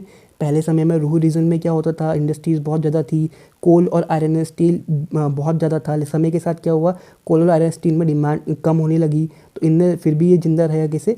वाटर वे के थ्रू कोल को अपनी कंट्री में मंगाते थे, उसके वजह से, ठीक है। इसके बाद हमने क्या देखा कि कोल जो रूह रीजन था वो 80% आयरन एंड स्टील पे बनाता था जर्मनी का, ठीक है। इसके बाद जो इंडस्ट्रीज़ थी बाद में उसमें कुछ डिके आने लगा, ठीक है, प्रॉब्लम्स आने लगी, ठीक है। प्रॉब्लम्स के बाद क्या होने पड़ा हमने कि प्रॉब्लम्स आई, लेकिन बाद में लोगों ने क्या किया कि अपनी वहाँ की जो इकोनॉमी है ना उसको शिफ्ट कर दिया, ठीक है। इंडस्ट्रीज से शिफ्ट कर लिया। शिफ्ट कहाँ कर लिया भाई? शिफ्ट कर लिया असेंबलिंग लाइन में। अब यहाँ पे प्रोडक्शन कम होता है, देखो बाहर चीज़ें बन गई, अपने वहाँ असेंबल करके अपना टैग लगा के बाहर दुनिया में बेच दो फिर, ठीक है। इसके अलावा केमिकल प्लांट, यूनिवर्सिटीज़ आई यहाँ पे, शॉपिंग सेंटर्स आए, ठीक है ना। तो ये एक नया रूह लैंडस्केप बन गया। तो इससे क्या समझिए हम कि जो यूरोप की कंट्रीज़ है ना वो अपने वहाँ नई तरीके की इकोनॉमी बना रहे हैं। यहाँ पे वो सर्विस सेक्टर को ला रहे हैं, केमिकल प्लांट को ला रहे हैं, यूनिवर्सिटीज़ को ला रहे हैं, और जो पॉल्यूशन वाली इंडस्ट्रीज है उसको कहाँ बेच रहे हैं? लेस डेवलप कंट्रीज़ पे, ठीक है, लेस डेवलप कंट्रीज़ पे भेज रहे हैं। कहाँ भेज रहे हैं? लेस डेवलप कंट्रीज़ पे, और ज़्यादा डेवलप नहीं है, समझ गए, ठीक है। ये हमको बताता है किसके बारे में? जर्मनी के बारे में। तो इसके बाद है आयरन एंड स्टील इंडस्ट्री, इसको समझते हैं। सबसे पहले सिंपल है, ज़्यादा टफ नहीं है। So iron and steel industries में क्या समझना होगा हमको कि आयरन एंड स्टील क्या है? बेसिक इंडस्ट्री का पार्ट है। किसका पार्ट है? बेसिक इंडस्ट्री का, ठीक है। It is basic because it's provide the raw material for other industries. ये बेसिक क्यों है? क्योंकि ये रॉ मटेरियल को प्रोवाइड करता है बाकी की इंडस्ट्रीज़ के लिए। जो हमने पहले ही पढ़ा था ना कि आयरन एंड स्टील की ज़रूरत हर इंडस्ट्रीज़ में पड़ती है। तो आयरन एंड स्टील क्या है? रॉ मटेरियल के तौर पर भी बाकी इंडस्ट्रीज़ को प्रोवाइड किया जाता है, तो इसीलिए हम इसको बेसिक इंडस्ट्री बोलते हैं। इसके अलावा इसको हम हैवी इंडस्ट्री भी बोलते हैं। क्यों? क्योंकि क्या है कि यहाँ पर लार्ज क्वांटिटी में जो काफ़ी भारी बल्कि रॉ मटेरियल है वो प्रोवाइड होते हैं, और जो प्रोडक्ट हैं इसकी काफ़ी हैवी होते हैं, काफ़ी भारी होते हैं, ठीक है। इसलिए इसको हम बल्कि इंडस्ट्री भी बोलते हैं या हैवी इंडस्ट्री भी बोलते हैं, समझ गए। इसके अलावा iron is extracted from iron ore. Iron को हम कहाँ से एक्सट्रैक्ट करते हैं भैया? आयरन ओर से, ठीक है, by smelting in the blast furnace with the carbon coke, ठीक है। आयरन ओर को हम कार्बन के साथ, ठीक है, और लाइमस्टोन के साथ क्या करते हैं? बहुत ज़्यादा गर्म करते हैं, ब्लास्ट करते हैं, ठीक है ना, कार्बन और लाइमस्टोन के साथ, जिससे हमें क्या मिलता है? एक आयरन मिलता है। आयरन ओर को किसके साथ ब्लास्ट कर रहे हैं? कार्बन के साथ और लाइमस्टोन के साथ, ठीक है, समझ गए ना। क्या आयरन ओर और कार्बन और लाइमस्टोन के साथ में ब्लास्ट किया जा रहा है, ठीक है। इसके बाद क्या है? Molten iron is cooled and moulded to form pig iron. इसके बाद क्या? पिग आयरन बनता है, उसके बाद क्या है, इसमें हम मैग्नीज को ऐड करते हैं। किसको ऐड करते हैं? मैग्नीज को, ताकि इसको क्या मिल सके, स्ट्रेंथ मिल सके और ये क्या बन जाए, स्टील बन जाए। समझ गए? सबसे पहले आयरन ओर में क्या करते हैं हम लोग, कार्बन और लाइमस्टोन को मिलाते हैं, गर्म करते हैं। इसके बाद हमें क्या मिलता है, पिग आयरन मिलता है, जो बाद में कन्वर्ट हो जाता है किसमें, मैग्नीज में। ठीक है, नहीं, बाद में इसमें हम मैग्नीज मिलाते हैं, जिसके थ्रू ये कन्वर्ट हो जाता है किसमें, स्टील में। ओके, इसके बाद steel industry is traditionally located close to the source of raw material. Steel industry को हम बहुत पहले से ही रॉ मटेरियल के पास में लगाते हैं। क्यों? क्योंकि जो इसका प्रोडक्ट, अगर ट्रांसपोर्टेशन कॉस्ट है बहुत ज़्यादा बढ़ जाएगा अगर आप रॉ मटेरियल से इसको दूर पे कहीं पे ले जाओगे तो ट्रांसपोर्टेशन कॉस्ट को कम करने के लिए और उतना भारी चीज़ों को ट्रांसपोर्ट ना करने की वजह से हम लोग इसको रॉ मटेरियल के पास ही लगा देते हैं, ताकि ट्रांसपोर्टेशन ईजी हो जाए। ठीक है, इसके बाद है mini steel mills access to the market is more important than input. जो छोटी छोटी इंडस्ट्रीज होती है, ठीक है, आयरन पे जो डिपेंड करती है, मिनी जो स्टील मिल्स है, ठीक है, इनमें जो एक्सेस ऑफ मार्केट है is more important then the input. ये लोग मार्केट को ज़्यादा महत्व देते हैं इनपुट से। ऐसा क्यों? क्योंकि छोटी इंडस्ट्री भाई, इनको जितना आयरन चाहिए होता है ना, वो उनको लोकल मार्केट से ही मिल जाता है। जैसे मैंने एग्जांपल दिया था, कबाड़ी की दुकान वाला जो है वो इनको क्या कर देगा, कबाड़ में जो आयरन मिला है वो दे देगा। अब उसी आयरन को ये लोग थोड़ा सा मैन्युफैक्चर करके वापस किसको भेज देंगे, शहर को भेज देंगे। तो छोटी इंडस्ट्रीज़ की बात कर रहे हैं ये। ओके, इतना था क्या बेसिक आयरन एंड स्टील के बारे में। तो इसका जो डिस्ट्रीब्यूशन है आयरन एंड स्टील इंडस्ट्री का थोड़ा इंपॉर्टेंट हो जाता है। ठीक है, इससे क्वेश्चंस बन सकते हैं, अब थोड़ा याद भी करना पड़ता है इसको। ठीक है, अब ये ऐसी चीज़ तो है नहीं जो एक बार में याद हो जाए, बार बार बोलना पड़ता है, बार बार बोल के ही याद होता है। ठीक है, एक बार में याद करना थोड़ा मुश्किल है। तो सबसे पहले ये आयरन एंड स्टील इंडस्ट्री कहाँ पे कंसनट्रेटेड है? तो ये कंसनट्रेटेड है मोस्टली कहाँ पे, नॉर्थ अमेरिका, यूरोप और एशिया। ठीक है, एशिया में, यूरोप में, नॉर्थ अमेरिका में। एग्जाम्पल्स लिख दोगे, बहुत ईजी है। ठीक है, इसके बाद यूएसए में कहाँ पर है? यूएसए में नॉर्थ अपलाचियन रीजन है, पीटर्सबर्ग। ठीक है ना, पिट्सबर्ग, सॉरी। तो नॉर्थ अपलाचियन कहाँ पर है? अपलाचियन माउंटेन रेंज ईस्ट में है या वेस्ट में है? ठीक है, ये एक बार मैप में देखना। ठीक है, इसके अलावा ग्रेट लेक रीजन, ठीक है, ग्रेट लेक रीजन फेमस है अमेरिका का, भैया वो कहाँ पर है वो भी देखना। शिकागो, गैरी, एरी, क्लीवलैंड, लोरेन, बफेलो, दुलिच कहाँ पर है, इनको भी देखना। इसके अलावा अटलांटिक कोस्ट जो स्पैरो पॉइंट और मॉरिस वैली है, ठीक है, ये भी किसके लिए फेमस है? जो अटलांटिक जो ईस्ट वाला साइड है, ईस्टर्न कोस्ट है, वहाँ पे स्पैरो पॉइंट और मॉरिस वैली है। ठीक है ना, ये भी इंपॉर्टेंट है। ठीक है, अब ये सारी चीज़ें क्या आपको याद करनी है। अब सारा याद नहीं भी कर पाओगे तो एक एक दो दो एग्जाम्पल हर कंट्री से याद कर लेना, मतलब जो भी इसमें गिवन है। ओके, इसके बाद जो पिट्सबर्ग है आपका, ये क्या है, अपना ग्राउंड लूज करते जा रहा है। यहाँ पे आयरन ओर का प्रोडक्शन कम होता है, इसके वजह से हम क्या बोलते हैं इसको, रस्ट बॉल ऑफ यूएसए। क्या बोलते हैं? Rust ball of USA. ठीक है, इसके बाद जो हम यूरोप की बात करें तो यूरोप में जो यूनाइटेड किंगडम है, जर्मनी है, फ्रांस है, बेल्जियम है, लग्जमबर्ग है, नीदरलैंड है, रशिया है, ये क्या है, यहाँ पे लीडिंग प्रोड्यूसर्स हैं ये, इनके पास प्रोडक्शन ज़्यादा होता है। वहीं हम यूके की बात करते हैं, यूनाइटेड किंगडम की, तो स्कमथॉर्प, पोर्ट डालपोर्ट, ठीक है ना, Birmingham, Sheffield in the UK. अब देखो एग्जैक्ट लोकेशन मैप के साथ मैं भी दे सकता था, बट एक काम करना कि मैप आप खुद से निकालना, उसमें लोकेशन को नोट कर लेना। ठीक है, ताकि आपको लोकेशन भी एक बार याद हो जाए। थोड़ी सी मेहनत कर लो भाई, गूगल मैप से देख के वहाँ से आपको लोकेशन मिल जाएगी। ठीक है ना। ओके, इसके बाद है जर्मनी।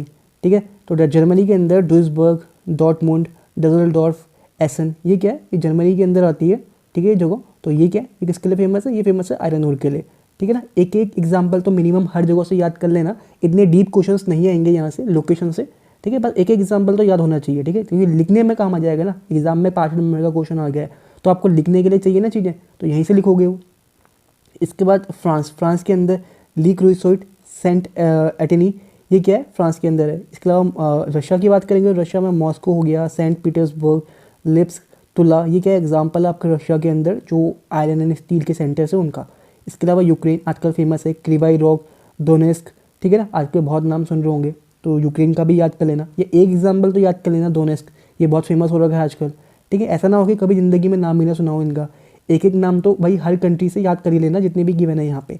एग्जाम में लिखने के लिए आपको चीज़ें चाहिए होंगी ना, तो वो याद करना पड़ेगा। और ये एक दिन में याद नहीं होता, बार बार वीडियो देख के या स्क्रीनशॉट ले लो इसका। ठीक है ना, तो उसी के थ्रू याद कर पाओगे इसको। ठीक है, फिर in Asia the important centre है हमारे कॉन्टिनेंट एशिया में। सबसे पहले Nagasaki and Tokyo Yokohama in Japan. Japan के अंदर आपने नाम सुना होगा नागासाकी का या टोक्यो योकोहामा का। ये क्या है, ये आपका इंपॉर्टेंट सेंटर्स हैं। ठीक है ना, किसके लिए? आयरन एंड स्टील के लिए। इसके अलावा चाइना के अंदर संघाई हो गया आपका, ताइसनिन हो गया, वुहान हो गया, ये क्या, ये सेंटर्स हैं आपके किसके? आयरन एंड स्टील के। वहीं इंडिया की बात करेंगे तो जमशेदपुर, कुल्टी बनपुर, दुर्गापुर, रौरकेला, भिलाई, बोकारो, सलेम, विशाखापट्टनम, भद्रावती, ठीक है। ये क्या है, ये इंपॉर्टेंट आयरन एंड स्टील के सेंटर्स हैं। अब ये सेंटर्स कहाँ कहाँ पे है ये तो हम जो दूसरी बुक है वहाँ भी देख लेंगे। अभी के लिए इतना ही काफ़ी है। एक एक सेंटर्स तो हर कंट्री से आप याद कर लेना, मिनिमम इंडिया के याद हो ही जाएंगे, ठीक है। इसके बाद नेक्स्ट है कॉटन टेक्सटाइल इंडस्ट्री। तो भैया कॉटन टेक्सटाइल इंडस्ट्री 3 तरीके की है एनसीईआरटी के अकॉर्डिंग, हैंडलूम, पावर लूम, मिल सेक्टर। हैंडलूम मतलब कि जहाँ पर आप हाथ से ही मैन्युफैक्चरिंग कर रहे हो। पावर लूम यानी कि जहाँ पे जो पावर का यूज़ है बहुत कम हो रहा है, बहुत मिनिमम लेवल में हो रहा है, लेकिन हो रहा है। मिल सेक्टर बहुत ही लार्ज स्केल में जो प्रोडक्शन है, जो बड़ी बड़ी मिल्स लग रही है, ठीक है ना, यहाँ पे प्रोडक्शन बहुत ही एक्सटेंसिव लेवल पे हो रहा है, बहुत लार्ज स्केल में हो रहा है, तो मिल सेक्टर आ जाता है, ठीक है। इनको देख लेते हैं एक बार। हैंडलूम सेक्टर क्या है, इंटेंसिव है, किसका, लेबर इंटेंसिव है, मतलब लेबर का यूज़ होता है यहाँ पे, ठीक है ना, in comparison to the other industries, ठीक है ना, क्योंकि यहाँ पे मशीन वगैरह कम है, ठीक है ना। तो यहाँ पे जो provide employment to the semi skill, जिनके पास स्किल वगैरह थोड़ी कम है, ठीक है, सेमी स्किल पर्सन है, उनको ये लोग हायर करते हैं, उनको जॉब देते हैं हैंडलूम सेक्टर में। इट रिक्वायर स्मॉल कैपिटल, भाई छोटा धंधा है इसलिए छोटी कैपिटल भी लगती है, ठीक है। इसके अलावा दूसरा है पावर लूम सेक्टर। भैया पावर लूम सेक्टर के अंदर अब क्या मशीन्स होती है, ठीक है, और मशीन होने के कारण ये क्या है, लेस लेबर इंटेंसिव बन जाता है। यहाँ पर लेबर फोर्स का क्या है, यूज़ थोड़ा कम होता है in comparison to the handloom, ठीक है। And the volume production increases, handloom की कंपेरिजन में यहाँ पे क्या है, वॉल्यूम ज़्यादा होता है। इसके बाद है mill sector. Mill sector is highly capital intensive, capital पैसा बहुत ज़्यादा लगा होता है यहाँ पे, ठीक है। Produce fine cloth in bulk, बहुत सारे अच्छे क्लोथ को बहुत लार्ज क्वांटिटी में बनाते हैं ये लोग, ठीक है। ये क्या हो गया, 3 तरीके के कॉटन सेक्टर हो गए, याद कर लेना। इसके अलावा इंडिया, चाइना, यूएसए, कौन क्या क्या बोला, India, China, USA, Pakistan, Uzbekistan, Egypt. ये क्या है, ये वो लोग हैं, वो कंट्रीज है जहाँ पे जो है वर्ल्ड का आधे से ज़्यादा रॉ कॉटन उगाया जाता है, ठीक है। इसके अलावा नेक्स्ट क्या है आपका point, UK, United kingdom, north west Europe हो गया आपका, ठीक है ना, नॉर्थ वेस्ट यूरोपियन कंट्रीज़ हो गई, जापान हो गया, ठीक है। यहाँ पे क्या है, ये लोग क्या करते हैं, प्रोड्यूस करते हैं cotton textile made from the important यान, ठीक है। बाहर से यान आया है ना, तो उन यान यानी ये ऊन का गुत्था बाहर से जो आया है ना, उनकी मदद से ये लोग क्या करते हैं, कॉटन टेक्सटाइल, कॉटन के कपड़े अपने वहाँ कंट्री में बनाते हैं, ठीक है। United kingdom, north west European countries and Japan, यहाँ भी कॉटन टेक्सटाइल बनता है, पर किससे बनता है, जो ये लोग इंपोर्ट करके यान अपनी कंट्री में लाए हैं ना, जो ऊन का गुत्था बाहर से मंगाया है, इनने बाहर से ऊन मंगा लिया और अपनी कंट्री में कपड़े बना के बाहर भेज दिए, ठीक है। इस तरीके का धंधा ये लोग भी करते हैं, लेकिन करते हैं, ठीक है। इसके बाद है Europe alone account for nearly half of world cotton import. दुनिया का आधा कॉटन जो है अकेले यूरोप मंगाता है, ठीक है। कपड़े नहीं मंगा रहा, कॉटन मंगा रहा है, कपड़े बेच रहा है, ठीक है। इसके बाद जो ये इंडस्ट्री है, ये कॉटन टेक्सटाइल इंडस्ट्रीज़ को एक बहुत ही स्टिफ कंपटीशन, ठीक है ना, कंपटीशन देखना पड़ रहा है, किससे, सिंथेटिक फाइबर से। जो सिंथेटिक फाइबर के कपड़े हैं, ठीक है ना, उनसे इनको कंपटीशन झेलना पड़ रहा है। क्यों, क्योंकि सिंथेटिक फाइबर आपको पता है कि मजबूत होता है, ठीक है ना, टिकाऊ होता है, लंबे समय तक चल जाता है इनके कंपैरिजन में, बट क्या है, एनवायरमेंटल फ्रेंडली नहीं होता वो। तो ये एग्जांपल लिखने के लिए सही है, ठीक है। जो कॉटन टेक्सटाइल को स्टिफ कंपटीशन, बहुत कठोर कंपटीशन किससे मिल रहा है, सिंथेटिक फाइबर से। याद रखना भैया, बहुत इंपॉर्टेंट है, ईजी भी है, ठीक है। एमसीक्यूज में भी आ सकता है, सीयूईटी में डायरेक्टली पूछ सकता है, पूछेगा ही पूछेगा, ऐसे क्वेश्चन ही इंपॉर्टेंट बनते हैं ज्योग्राफी से, ओके। तो इनको याद रखना। आगे बढ़ते हैं। इसके बाद नेक्स्ट है concept of high technology industry. तो भैया हाई टेक्नोलॉजी इंडस्ट्री क्या होती है, बड़ी स्पेस होता है, क्लीन स्पेस होता है, ठीक है। टेक्नोलॉजी का अच्छा यूज़ किया जाता है यहाँ पे, R&D सेक्टर अच्छा होता है इनका, ठीक है। कंप्यूटर की मदद ली जाती है, स्किल्ड पर्सन वर्क करते हैं, पॉल्यूशन कम होता है। तो ये क्या हो गया आपका, ये हो गया आपका हाई टेक्नोलॉजी इंडस्ट्री, ओके। तो उसको समझ लेते हैं एक बार। हाई टेक्नोलॉजी और simply high tech the latest generation of manufacturing activity. जो आज का जो लेटेस्ट मैन्युफैक्चरिंग हो रही है उनके एग्जांपल्स हैं यहाँ पे, ठीक है ना। इन्हीं को हम हाईटेक इंडस्ट्री बोलते हैं। इसके अलावा it is best understood eight application of intensive research and development. यहाँ पे R&D, जो रिसर्च और इनोवेशन करके जो नई टेक्नोलॉजी के साथ मशीनरी या काम करने का तरीका आता है, ये इसका अच्छा एग्जाम्पल है, ठीक है ना, अच्छा एप्लीकेशन भी बोल सकते हैं। इसके अलावा प्रोफेशनल वाइट कॉलर्स वर्कर्स होते हैं यहाँ पे, ठीक है ना। वाइट कॉलर यानी कि जो अच्छे ग्रेड के पर्सन्स होते हैं वो होते हैं यहाँ पे, ठीक है। इनका लार्ज शेयर्स होता है यहाँ पे। इसके अलावा रोबोटिक्स भी यहाँ पे असेंबलिंग लाइन में यूज़ किया जाता है, जिसकी वजह से मैन का थोड़ा वर्क कम हो जाता है, ठीक है। कंप्यूटर एडेड डिज़ाइंस होते हैं यहाँ पे, कंप्यूटर की हेल्प ली जा सकती है। Manufacturing, electronic controls of the smelting and refining process, ठीक है। ये सब क्या है, इसके एग्जांपल्स हैं यहाँ पे, ठीक है ना। Constant development of new chemical and pharmaceutical product, ठीक है ना। फार्मास्यूटिकल इंडस्ट्री है, केमिकल इंडस्ट्री है, वो भी इसका एग्जांपल है, ठीक है। एक नोटेबल एग्जांपल है हाईटेक इंडस्ट्री का। इसके बाद neatly spaced, low, modern, dispersed office plant lab building rather than massive assembling structure factories and storage area marks जो हाईटेक इंडस्ट्री लैंडस्केप। ठीक है, हाईटेक इंडस्ट्रीज के एग्जांपल पूछेगा तो क्या स्टोरेज एरियाज बहुत बड़े होते हैं, ठीक है ना। हाईटेक इंडस्ट्रियल लैंडस्केप होता है, बहुत अच्छी जगह पे बना होता है इंडस्ट्रियल लैंडस्केप। इसके बाद है high tech industries which regionally concentrated, जो रीजन अपने ही लोकल एरिया में होती है, सेल्फ सस्टेन होती है, किसी पर डिपेंड नहीं करती है, हाईली स्पेशलाइज्ड होती है। ठीक है, इनको हम बोलते हैं टेक्नोपॉलिस। ठीक है, टेक्नोपॉलिस क्या है, वो इंडस्ट्रीज जो रीजनली कंसनट्रेटेड है, किसी पे डिपेंड नहीं कर रही है, हाईली स्पेशलाइज्ड है, उनको हम क्या बोलते हैं, टेक्नोपॉलिस बोलते हैं। टेक्नोपॉलिस के एग्जांपल सिलिकॉन वैली का नाम सुना होगा, सैन फ्रांसिस्को में है, अमेरिका का फेमस है सिलिकॉन वैली, फेसबुक वगैरह गूगल वगैरह के लिए। इसके अलावा जो सिलिकॉन फॉरेस्ट है सियाटल में, ये भी अच्छा एग्जाम्पल है टेक्नोपॉलिस का। ये सब क्या है, हाई टेक्नोलॉजी इंडस्ट्री है। होप कि समझ गए होंगे आप इसको, तो इसको एक बार याद जरूर कर लेना, ठीक है ना। बेसिक चीज़ें हैं, इसके अंदर R&D वगैरह होता है, बड़ी स्पेस होती है, कंप्यूटर एडेड होता है, वाइट कॉलर वर्कर इसके अंदर काम करते हैं, ये सब इसके एग्जाम्पल्स हैं। ठीक है, ईजी है, ज़रा टफ नहीं है। इसके बाद choose the right answers, MCQs देख लेते हैं। तो पहला है which of the following statement is wrong. ठीक है, तो cheap water transport has facilitate the jute mill industry along the Hooghly, भैया ये तो सही है, रॉन्ग तो नहीं है। Sugar, cotton, textile and vegetable oil are footloose industries, नहीं नहीं नहीं नहीं, फुटलूस इंडस्ट्रीज़ वो होती है जो कहीं भी लोकेट हो जाती है, लेकिन शुगर इंडस्ट्रीज़ कहाँ लोकेट होगी भाई, जहाँ शुगर केन होगा, समझो ना। उतने बड़े बड़े शुगर केन को आप ट्रांसपोर्ट नहीं कर सकते बहुत दूरी तक का, तो शुगर इंडस्ट्रीज़ कहाँ होती है, जहाँ पे शुगर केन होगा, ये कहीं भी नहीं हो सकती है। फुटलूस इंडस्ट्री क्या होती है, जो कहीं भी हो सकती है, तो sugar cane is not example of footloose industries. ठीक है, कॉटन टेक्सटाइल भी नहीं है, वेजिटेबल ऑयल भी नहीं है, भैया इनकी बेस्ड इंडस्ट्री वहीं लगेगी जहाँ पे इनका रॉ मटेरियल मिलेगा मैक्सिमम। ठीक है, इसके बाद है the development of hydro electricity and petroleum reduce to a great extent the importance of coal energy as location factor for industries, सही बात है यार। इसके बाद है port town in India have attracted industries, सही बात है, किया है।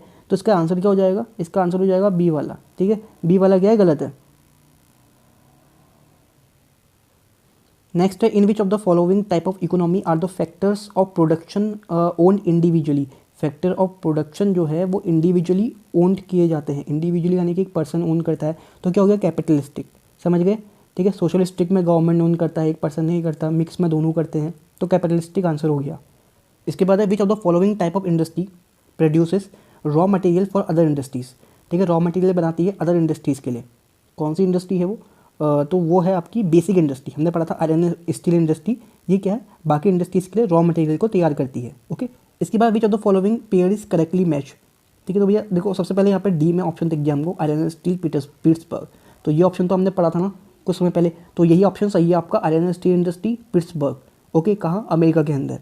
इसके बाद है get a short note on the following about 30 word, हमें इसके अंदर क्या लिखनी है, शॉर्ट नोट लिखनी है। तो हाईटेक इंडस्ट्रीज अभी पढ़ा है भाई, 30 वर्ड से बहुत ज़्यादा लिख सकते हैं हम लोग, कोई दिक्कत की बात नहीं है। मैन्युफैक्चरिंग क्या होती है, ठीक है, उसके टाइप्स कैरेक्टरिस्टिक्स क्या होते हैं, इसी वीडियो के अंदर हमने पढ़ा है, जस्ट वीडियो को बैक करो, आपको मिल जाएगा आंसर, और आपने पढ़ ही लिया होगा, मैक्सिमम आपको आता ही होगा। एक बार हेल्प चाहिए तो वीडियो के ले लेना, मैन्युफैक्चरिंग पूरा डिटेल में देख रखा है हमने। ठीक है, फुटलूस इंडस्ट्री अभी देखा है, फुटलूस के एग्जाम्पल भी देख लिया हमने। ठीक है, जैसे शुगर केन हो गया, या वेजिटेबल्स वगैरह, sugar based industry, vegetable based industries footloose का एग्जाम्पल है। ठीक है, इसके बाद है 150 वर्ड्स के लिए differentiate between primary and secondary activity. तो भैया जो सेकेंडरी एक्टिविटी है, पूरा चैप्टर है हमारा, ठीक है, प्राइमरी और सेकेंडरी एक्टिविटी के अंदर डिफरेंस क्या है। तो भैया प्राइमरी एक्टिविटीज़ के अंदर प्राइमरी एक्टिविटीज़ के टाइप दे देना, ठीक है, कॉलम बना के। ठीक है, तो प्राइमरी एक्टिविटीज़ क्या होती है, किस पे डिपेंड करती है, कहाँ से होती है, नेचर पे डिपेंड करती हैं, हार्डनिंग गैदरिंग इसके अंदर होती है, ठीक है ना। उसके अलावा और क्या क्या चीज़ें इसके अंदर होती होंगी उसके एग्जांपल दे देना। तो सेकेंडरी एक्टिविटी क्या होती है, वैल्यू ऐड करती है, ठीक है, कैरेक्टरिस्टिक्स क्या होता है, इंडस्ट्रीज़ क्या होती है, ये बता सकते हो इसके अंदर। ठीक है, तो डिफ्रेंशिएट करने के लिए बहुत सारी चीज़ें हैं प्राइमरी एंड सेकेंडरी एक्टिविटी को, इस पर तो पूरे 2 चैप्टर्स कर दिए हमने। इसके बाद discuss the major trends of modern industries activity specially in the developed countries of the world.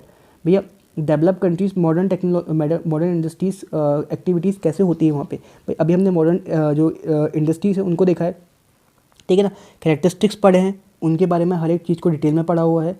इसके अलावा कुछ अलग से आपको लिखना है तो ये लिख देना, जो आपकी ये कंट्रीज़ है, डेवलप कंट्रीज़ है, ये आपका टर्शरी एक्टिविटी की तरफ, सर्विस सेक्टर की तरफ को ज़्यादा बढ़ ली है, ठीक है ना। यहाँ पर जो पॉल्यूशन क्रिएट करने वाली इंडस्ट्रीज़ है, जहाँ से पॉल्यूशन बहुत ज़्यादा हो जाता है, ठीक है ना, ऐसी इंडस्ट्रीज़ को अपने वहाँ ना लगा के अपने वहाँ के लगा रही है, असेंबलिंग लाइन लगा रही है, यानी कि बाहर प्रोड्यूस करो और जिससे पॉल्यूशन हो रहा है और हमारे वहाँ भेज दो, हम असेंबलिंग करके अपने नाम का ठप्पा लगा के, टैग लगा के वापस तुम्हें एक्सपोर्ट कर देंगे। ठीक है, ये क्या है, ये एक मॉडर्न ट्रेंड है मॉडर्न इंडस्ट्रीज़ का। ठीक है, इसके बाद है explain why high tech industries in many countries are being attracted to the peripheral areas of major metropolitan centres. ठीक है, जो हाईटेक इंडस्ट्रीज़ है बहुत सारी कंट्रीज़ के अंदर are be attracted to the peripheral. भैया पेरीफेरल क्या होता है समझते हैं इसको, जैसे अर्बन एरियाज है ना, तो सपोज करो कि इंडस्ट्रीज़ यहाँ पर लगेगी तो क्या हो जाएगा सेंटर में मतलब जगह को बहुत कम मिलेगी, अच्छी जगह पे इंडस्ट्रीज़ को लगा नहीं पाएंगे, ट्रैफिक जैम बहुत रहेगा। इससे अच्छा ये है कि इसके लास्ट में आ जाओ पेरीफेरल में, ठीक है, लास्ट कॉर्नर में। तो क्या है, रोड की कनेक्टिविटी है भैया, जिसको आना होगा वो रोड की कनेक्टिविटी है भैया, वो यहाँ तक आ जाएगा खुद ही। उल्टा इसके पास बड़ा एरिया होगा, ठीक है ना, बड़ा एरिया होगा, अच्छा इंफ्रास्ट्रक्चर होगा, ठीक है, नेट वगैरह हर जगह चल जाता है, ठीक है, जितनी भी ज़रूरत की चीज़ें होंगी हर चीज़ होगी इसके पास, और जो पीपल है वो यहाँ से यहाँ आ जाएगा, रॉ मटेरियल ट्रांसफ़र करना भी आसान है, यहाँ से यहाँ जाना भी आसान है। तो इस वजह से जो इंडस्ट्रीज़ है आजकल की वो पेरीफेरल एरियाज़ में लगना ज़्यादा पसंद कर रही है। ठीक है, इसके बाद Africa has immense natural resources yet it is industrially most backward continent. तो भैया होता क्या है ना, जो नेचुरल रिसोर्सेज है ना वो जस्ट एक नॉर्मल से रिसोर्स होते हैं, जैसे आयरन ओर है ना, आयरन ओर का पैसा नहीं है। आयरन ओर को जब आप रिफाइन करके, जब उसको स्मेल्ट करके कोक के साथ, ठीक है ना, लाइम स्टोन के साथ, जब उससे आप आयरन पिक बनाते हो, फिर इसमें मैग्नीज को ऐड करके, ठीक है ना, आप क्या बनाते हो, स्टील बनाते हो, तो ये स्टील का पैसा है, आयरन ओर का पैसा नहीं है। पैसा असल में स्टील का है। तो क्या है ना कि आपके पास अगर नेचुरल रिसोर्सेज है भी, तो अगर आपको उसको प्रोसेस करना नहीं आता है तो भैया आप डेवलप नहीं कर पाओगे। तो आपको नेचुरल रिसोर्सेज किसी दूसरी कंपनी को, दूसरे देश की बेचने पड़ेंगे, वो आपकी कंट्रीज़ में आके इंडस्ट्रीज लगाएंगे या आपसे रॉ मटेरियल ले लेके अपनी कंट्री में प्रोडक्शन कर लेंगे। ठीक है, तो अफ्रीका के पास क्या कि नेचुरल रिसोर्सेज हैं पर टेक्नोलॉजी नहीं है। ठीक है, टेक्नोलॉजी नहीं है तो इस वजह से ज़्यादा बैकवर्ड हो गया है। ठीक है, समझ रहे हैं बात को। ठीक है, नेचुरल रिसोर्सेज हैं बट एजुकेशन नहीं है ना कि उस रॉ मटेरियल को कन्वर्ट कर सके, उस पर ज़्यादा वैल्यू ऐड कर सके। ठीक है, तो इस वजह से क्या है कि यहाँ पे इंडस्ट्रियली मोस्ट बैकवर्ड एरिया है कौन, अफ्रीका। इसके अंदर और भी बहुत सारे एग्जांपल्स हैं, एक बार अपने खुद का माइंड लगाना, ठीक है, आंसर खुद से लिखने की कोशिश करना, ठीक है, वरना नेक्स्ट वीडियो के अंदर इसको प्रॉपर्ली एक्सप्लेन कर दूंगा मैं। तो होप कि आप हर चीज़ समझ गए होंगे, बहुत इजी लैंग्वेज में समझाने की कोशिश करिए, बहुत ज़्यादा टफ चैप्टर नहीं है, एक बार अच्छे से वीडियो को देखना है, हर चीज़ को समझ जाओगे आप। ठीक है, बार बार एनसीईआरटी पढ़ने की ज़रूरत नहीं पड़ेगी, थोड़ी बहुत चीज़ें याद करने वाली है, जैसे आयरन एंड स्टील के बारे में वगैरह, उनकी जो लोकेशंस हैं एक्सेट्रा, बाकी सब नॉर्मल है जो हम डेली लाइफ में देखते हैं, पढ़ते हैं, तो आसानी से कर लोगे उसको। तो होप कि this video is informative for you. If you like this video please like our video और subscribe our channel. Thank you.